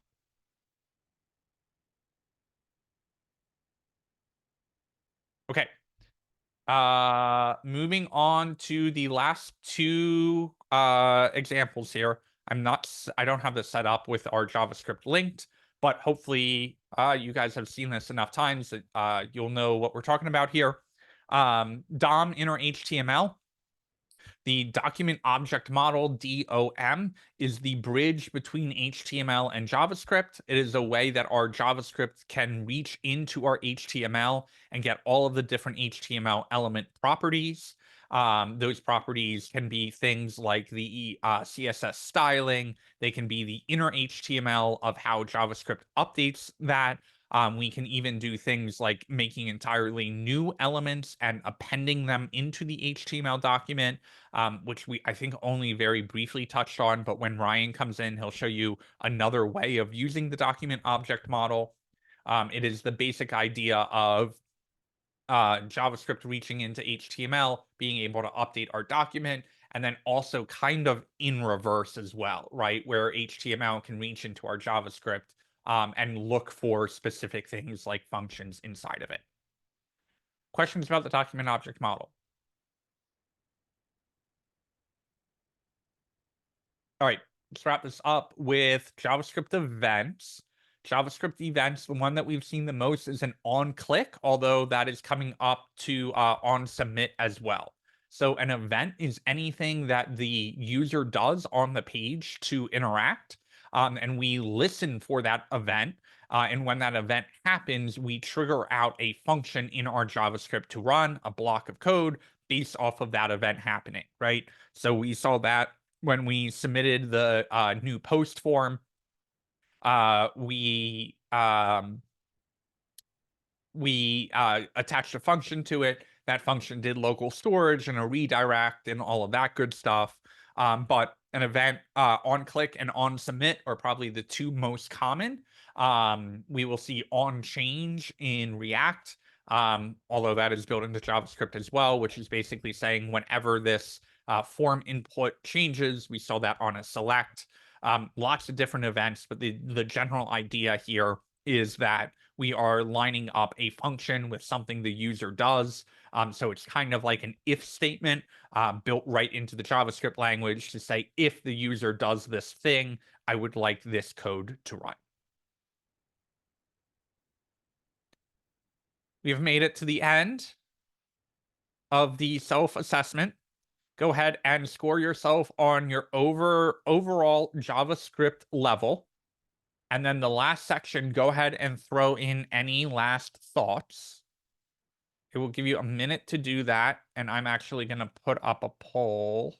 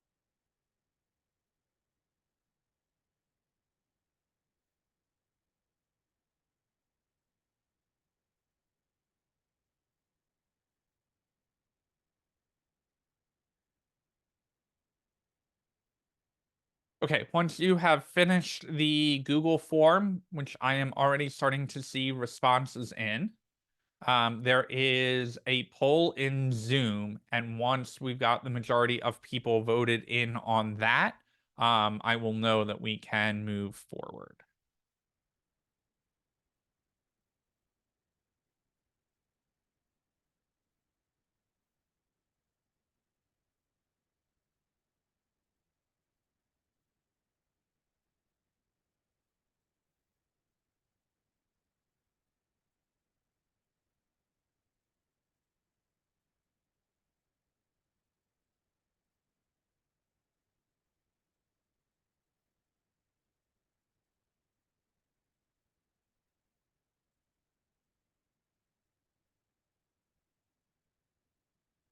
2 people left to vote, and then we will continue.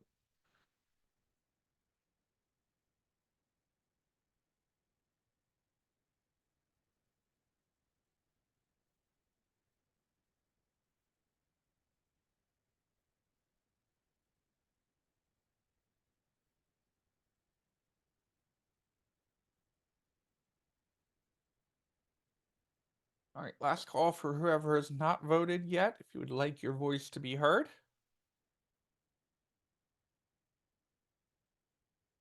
Thank you. And we'll share the results with you guys because I think they are interesting. Looks like most of you guys found this helpful, so that's good news. Always worried when it's a super boring class for you guys, but it was still a helpful class, so that is good. And then rank one person too slow, couple people too fast, but in the right zone there, so that's good. And then yes to future cohorts doing this. So thank you guys for that feedback. That is very, very helpful. Okay. There's results before that. Okay. We have 30 minutes left. I am going to open this up to any ideas that you guys may have. So if you are, if there is a JavaScript concept that you are struggling with and you're like, I want to see how you would do this thing in JavaScript, that's a good idea. If you have any ideas about the blog project and want to see us add to that, we can do that.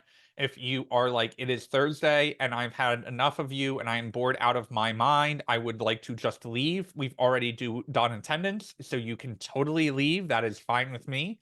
But I will open this up kind of office hours style-esque to show for any suggestions. Joe's starting us off with more stuff with event listeners and passing data between JS files and HTML files. Sure, we can do that. Let me open a window first. I am hot. Okay, so event listeners, let's start with a list. And again, I totally get what it's like to be at the end of the week. So if you would like to get out of here, I'm not even going to notice you have disappeared. If you would like to kick your weekend off early. Final reminder though, office hours, 1 p.m. at Common Space. And if you want to get there early, that's also totally fine. And if anyone needs a Latch door code and doesn't have the Latch app, let me know and I can send you a code for Saturday as well. Okay, let's look at a list of JS events. There's one that I'm thinking of, which is on scroll, which we can look at. We see a bunch of on clicks, on mouse over and mouse out. That's a good one. On load is a very popular one of when the page first loads, wait until all of the stuff is in there and then go run this JavaScript. Not used as much anymore because we don't use jQuery as much anymore. But let's do this on mouse out and mouse in because I think that that's a really good example. So I'm going to do, we'll call it events.html. And we'll throw our template in. I'm just going to throw my JavaScript right into this file because it should be a pretty short example. And then I'm going to go to my live server. I'll just stop and restart this. Okay, so let's start with a div that says some text. And we will style out our div with a width of 100 pixels, a height of 100 pixels, and some margin on the top of, I don't know, 25 pixels, margin on the left of 25 pixels, and we'll throw a border 1px dash black. Okay. So we quickly just throw div together with some text, right? Now I would like to make it say if my mouse is outside of this, say mouse out. But if my mouse is inside this div, I want to change what the text is, right? So what we have seen so far is adding the event listener right into the HTML, right? And say on mouse over. But there are lots of ways we can achieve that. So we can add an ID of like my div. And then we can say const div equals document get element by ID my div. And then we can say my div add event listener. And the event listener that we are going for is the mouse in, which is going to run a function that just logs mouse in. Nope, that was close.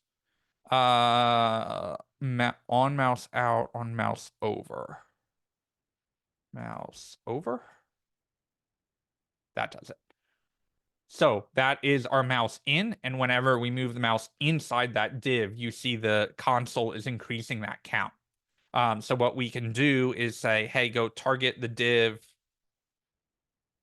and set the inner HTML equal to mouse inside this div. And we can even do things like target the style and set the border of it equal to 2px solid green. Or we could do something like grab the background and set that equal to light green. I think that's a CSS color.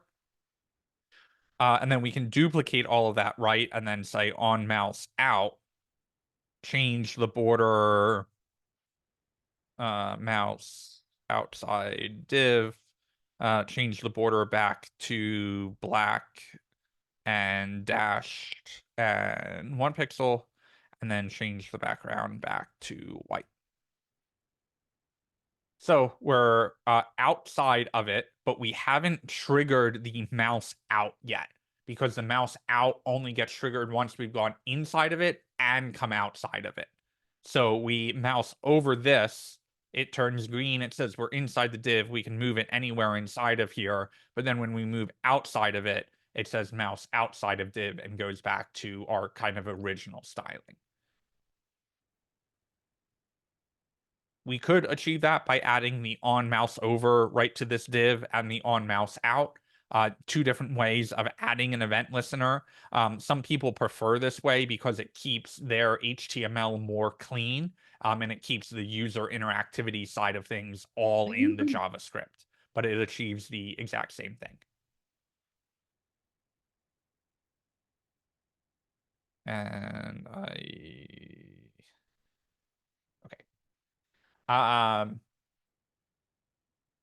other ideas? Is that along the lines of what you were thinking, Joe? Yeah, I think when we did the blog, we had inline in HTML. That this way makes more sense to me because it keeps it's easier to read and keep track of, for me at least. Yep. You can also do it by my div dot, I want to say on mouse out.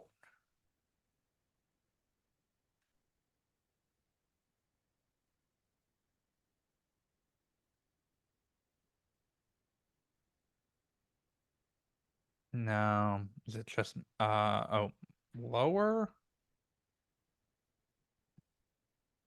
Yeah. You can also do it that way, which is I don't like as much because it's not clear that on mouse out is the event listener. But you would know it was an event listener if you put on mouse out up here. So I guess by logic, you would also figure out that those are the right thing. And then you can also, if you dive into the inspector a little bit, you can actually go to this event listeners tab and it will show you that the event listeners are attached to this and like what line that function is on. So you can actually see kind of under the hood a little bit what is attached to that div. How helpful.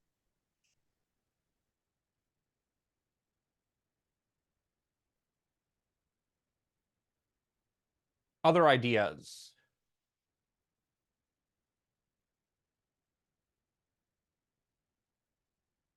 Ooh. Save I don't that even know what they're used for, for. yeah, so Is it just for debugging? breakpoints are usually used for debugging. I have to look into how to set it up. So Joe asked about breakpoints in the chat.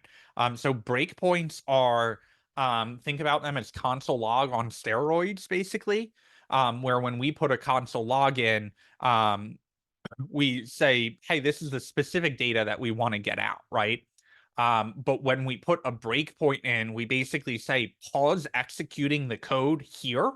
Don't run anything past this breakpoint. Literally take a break at this particular point in the code.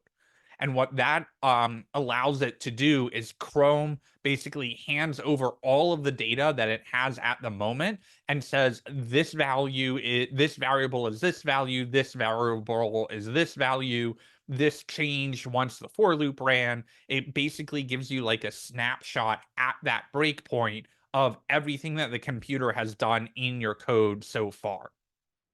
And so breakpoints are really helpful when you have like several functions that are calling each other, because you can see what we call the stack trace or the call trace of this function called this function called this function, and now we can see kind of how far down we've gone in all of that. It can be really helpful when you have a lot of variables or a lot of if statements and you're like, why is this if statement not working? You can put a breakpoint right at that point in the code.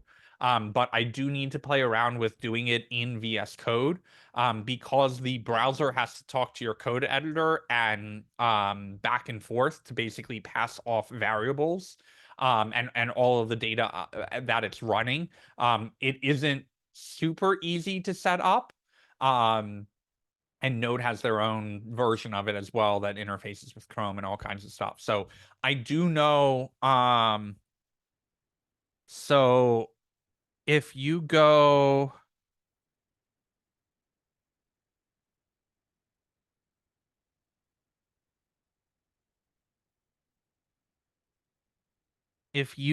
into event sources in VS Code, I'm sorry, in Chrome, there's a way to do this in VS Code as well, so the two talk to each other. But if we go down to our JavaScript and we add a breakpoint here by clicking on that line number, when we mouse in, it will do that thing. And then when we mouse out, you see it says paused in debugger. That is showing us that it paused at this exact line. And so we can look at some variables here, like the script scope, and see that right now, before we change mouse outside a div, we could actually go down to the inner HTML here, or outer text works too, and it says mouse inside, right? Because it was inside, it paused on this line of code before it did any of those updates. And then for something like, I don't know if it will give me the style object.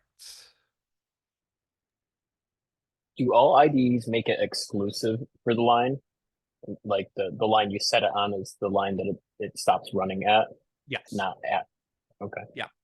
Yeah, it's before this line runs. So it's still running on mouse out, but it's not running the inner HTML yet. And then you can actually put breakpoints on all three of these lines.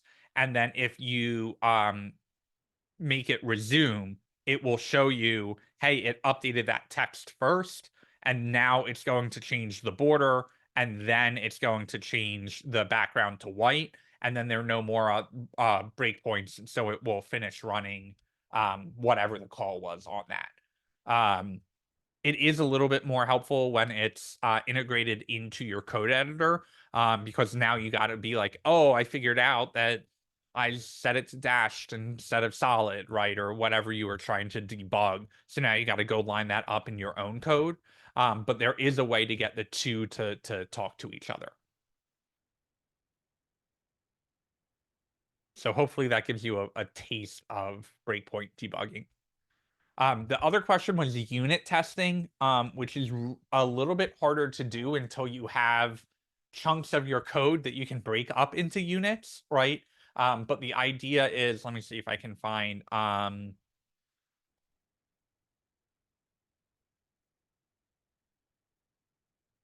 so lots of different kinds of testing, manual, automatic, and then they also break it down. Hopefully it's just, yeah. So this is a pretty good list, and it's come from Atlassian, who does Bitbucket and Trello and a couple other things. So unit tests are the smallest tests, and usually what you have the most of. I'll put this link in the Zoom chat so you guys can open it yourselves. Harley, the PEX reload should be coming tomorrow, the $100.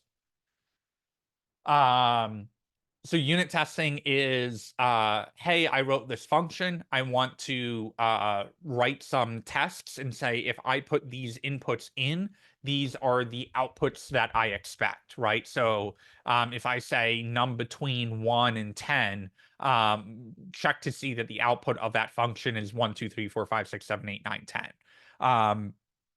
Unit tests are really helpful when you're working with other developers who then go back in and update your function and then maybe make it work for them, but not realize that they broke another type of or another use case of that function. And then basically you work your way up the scale there, all the way to end-to-end testing, acceptance testing, and the who you're writing the tests for also matter, right? So unit tests are for other developers, basically to make sure that they didn't break something that was already working, or to make sure that whatever they are building meets the requirements. Integration testing is how your code matches in with other parts of the app's code. Functional tests are more getting into the interface or using real world data to make sure that it is behaving properly. End to end is the next step, which is, hey, as a user, I can create an account and start from square one and get all the way through this feature and have it work as I want. Acceptance testing is basically the same thing as end-to-end testing, except your manager or your QA person is going to do it and say, hey, this meets all the requirements. Acceptance testing is can be tricky depending on how technical of a user you have. But it's basically the idea of, well, you said you did everything, but let's actually go back to the requirements list that we gave you when you started building this application and actually go through line by line and of the requirements, not of the code, but line by line of the requirements and making sure it all works. Performance testing is, hey, this works for you on your computer, but will it work when 10,000 users use it at the same time? And then you finish up with smoke testing, which is kind of like a spot check of different applications when you release a new version. So unit tests, we won't really get into because our applications won't be quite big enough for unit tests. However, they've certainly become more popular. There's also the idea of TDD, which stands for test-driven development, which got really popular about 5 years ago and has since died off. Still a valuable term or concept to know, which is test-driven development, meaning you write all of your tests first, knowing that they will fail, and then you build the function, the feature, so all of the tests pass. And once all the tests pass, you know you're done with the feature. So that can be a good way of like forcing yourself to think through the requirements, and then also make sure that you have unit test coverage, right? So it's very rare for a code base to have 100% test-based coverage. But the benefit of it is that you can have thousands of unit tests that only take a couple seconds to run, and can give you a much better idea on a bigger application when you've accidentally broken something you didn't mean to. So all testing is valuable. It is always a trade-off of, well, how long do I have to do this? Because the tests are going to slow us down now getting this feature out, but it will be much faster down the road maintaining this application if we have those tests so we can catch bugs before they pop up. I think JUnit is the really popular one, or is that for Java? No, that's Java. There's a JS unit, maybe? Yeah, JS unit was a really popular one.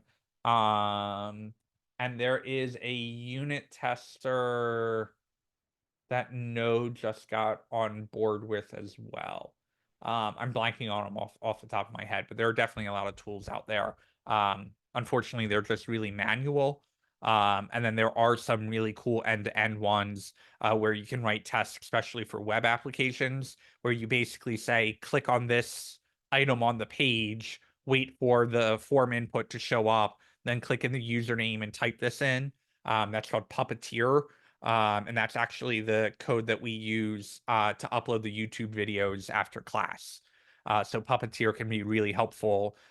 Think about it as it's basically you're creating a bot with the goal of testing an actual web application in a real browser window, just automating it.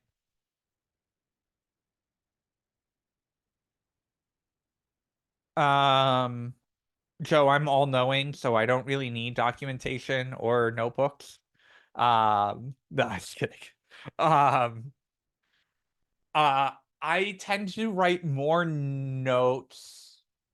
So it's been a long time since I've learned something like truly new, right? It's been a long time since I'm like, I'm gonna go learn Python because Python looks like fun, right? Like I did that years ago because our company was using Python when I came into it. It's been a long time since I've learned a new programming language. That's not anything to be proud of. Um, but I will say I definitely keep a lot of notes more for project management side of things when tasks pop up. And someone asked me to like, oh, this bug needs to be fixed. And I'm like, well, is it urgent? And they're like, no. And I'm like, oh, well, if it doesn't get logged somewhere, it's never going to get done. Right. So when I'm working on a team environment, I definitely lean into using more software tools for that, whether that's Jira or Trello or, I mean, there are gazillion different project management tools out there. So when I'm working in a team, it's more important for me to do it electronic. Right now, I'm the only dev at at my company right now, and so a lot just goes on a spiral bound notebook. Uh, 2 years ago, I made a major upgrade from a legal pad to a spiral bound notebook, and it was like revolutionary for me. So kind of old school that way. Yeah. Um, but when I'm learning, I definitely believe in the if you write it down, it sticks in your memory more. And so if I'm learning something new, I definitely spend more time writing down notes. I'm not a big bookmark person. I bookmark for like the class spreadsheet that we got to get to frequently, or like checking attendance of the students, or like links I go to a lot. But I find that 9 times out of 10, I'm going to be able to find what I'm looking for quicker by Googling it than I am by finding the bookmark that I made for it.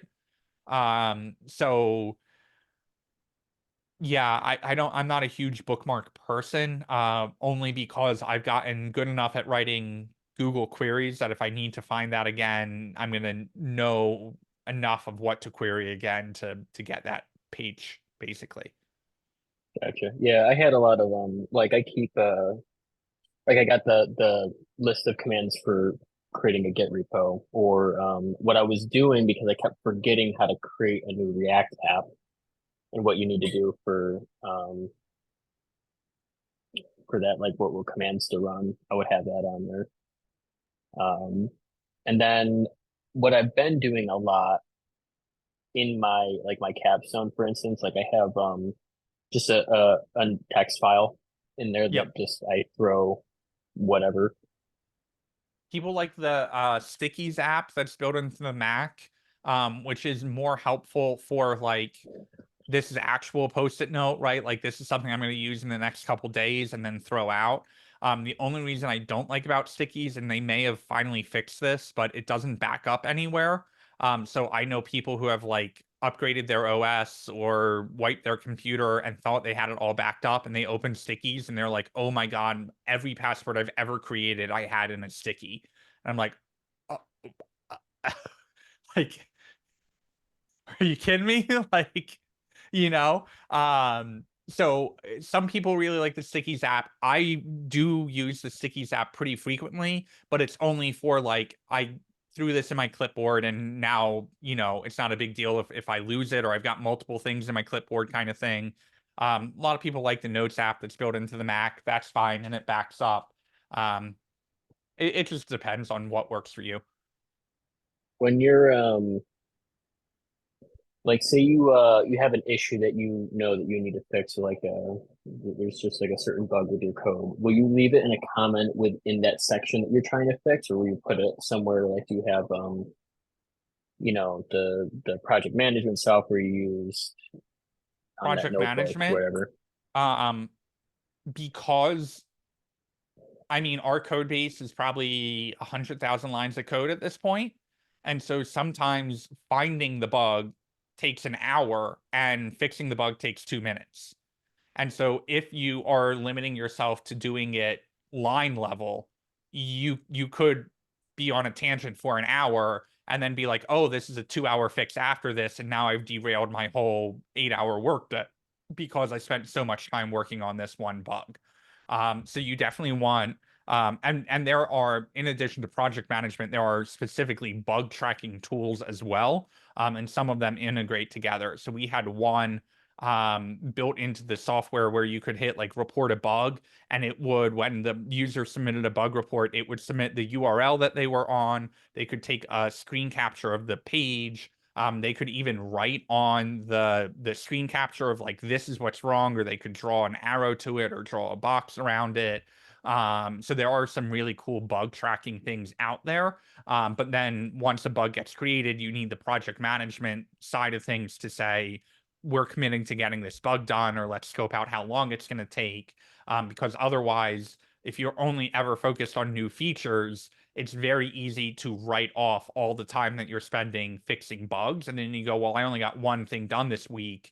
It's because I was fixing 40 other bugs. So it is important to capture it in project management software as well. Gotcha. All right. With that Alrighty. said, I'm going to let you guys get your weekend started. I will see you Saturday at 1. See you then. Yes.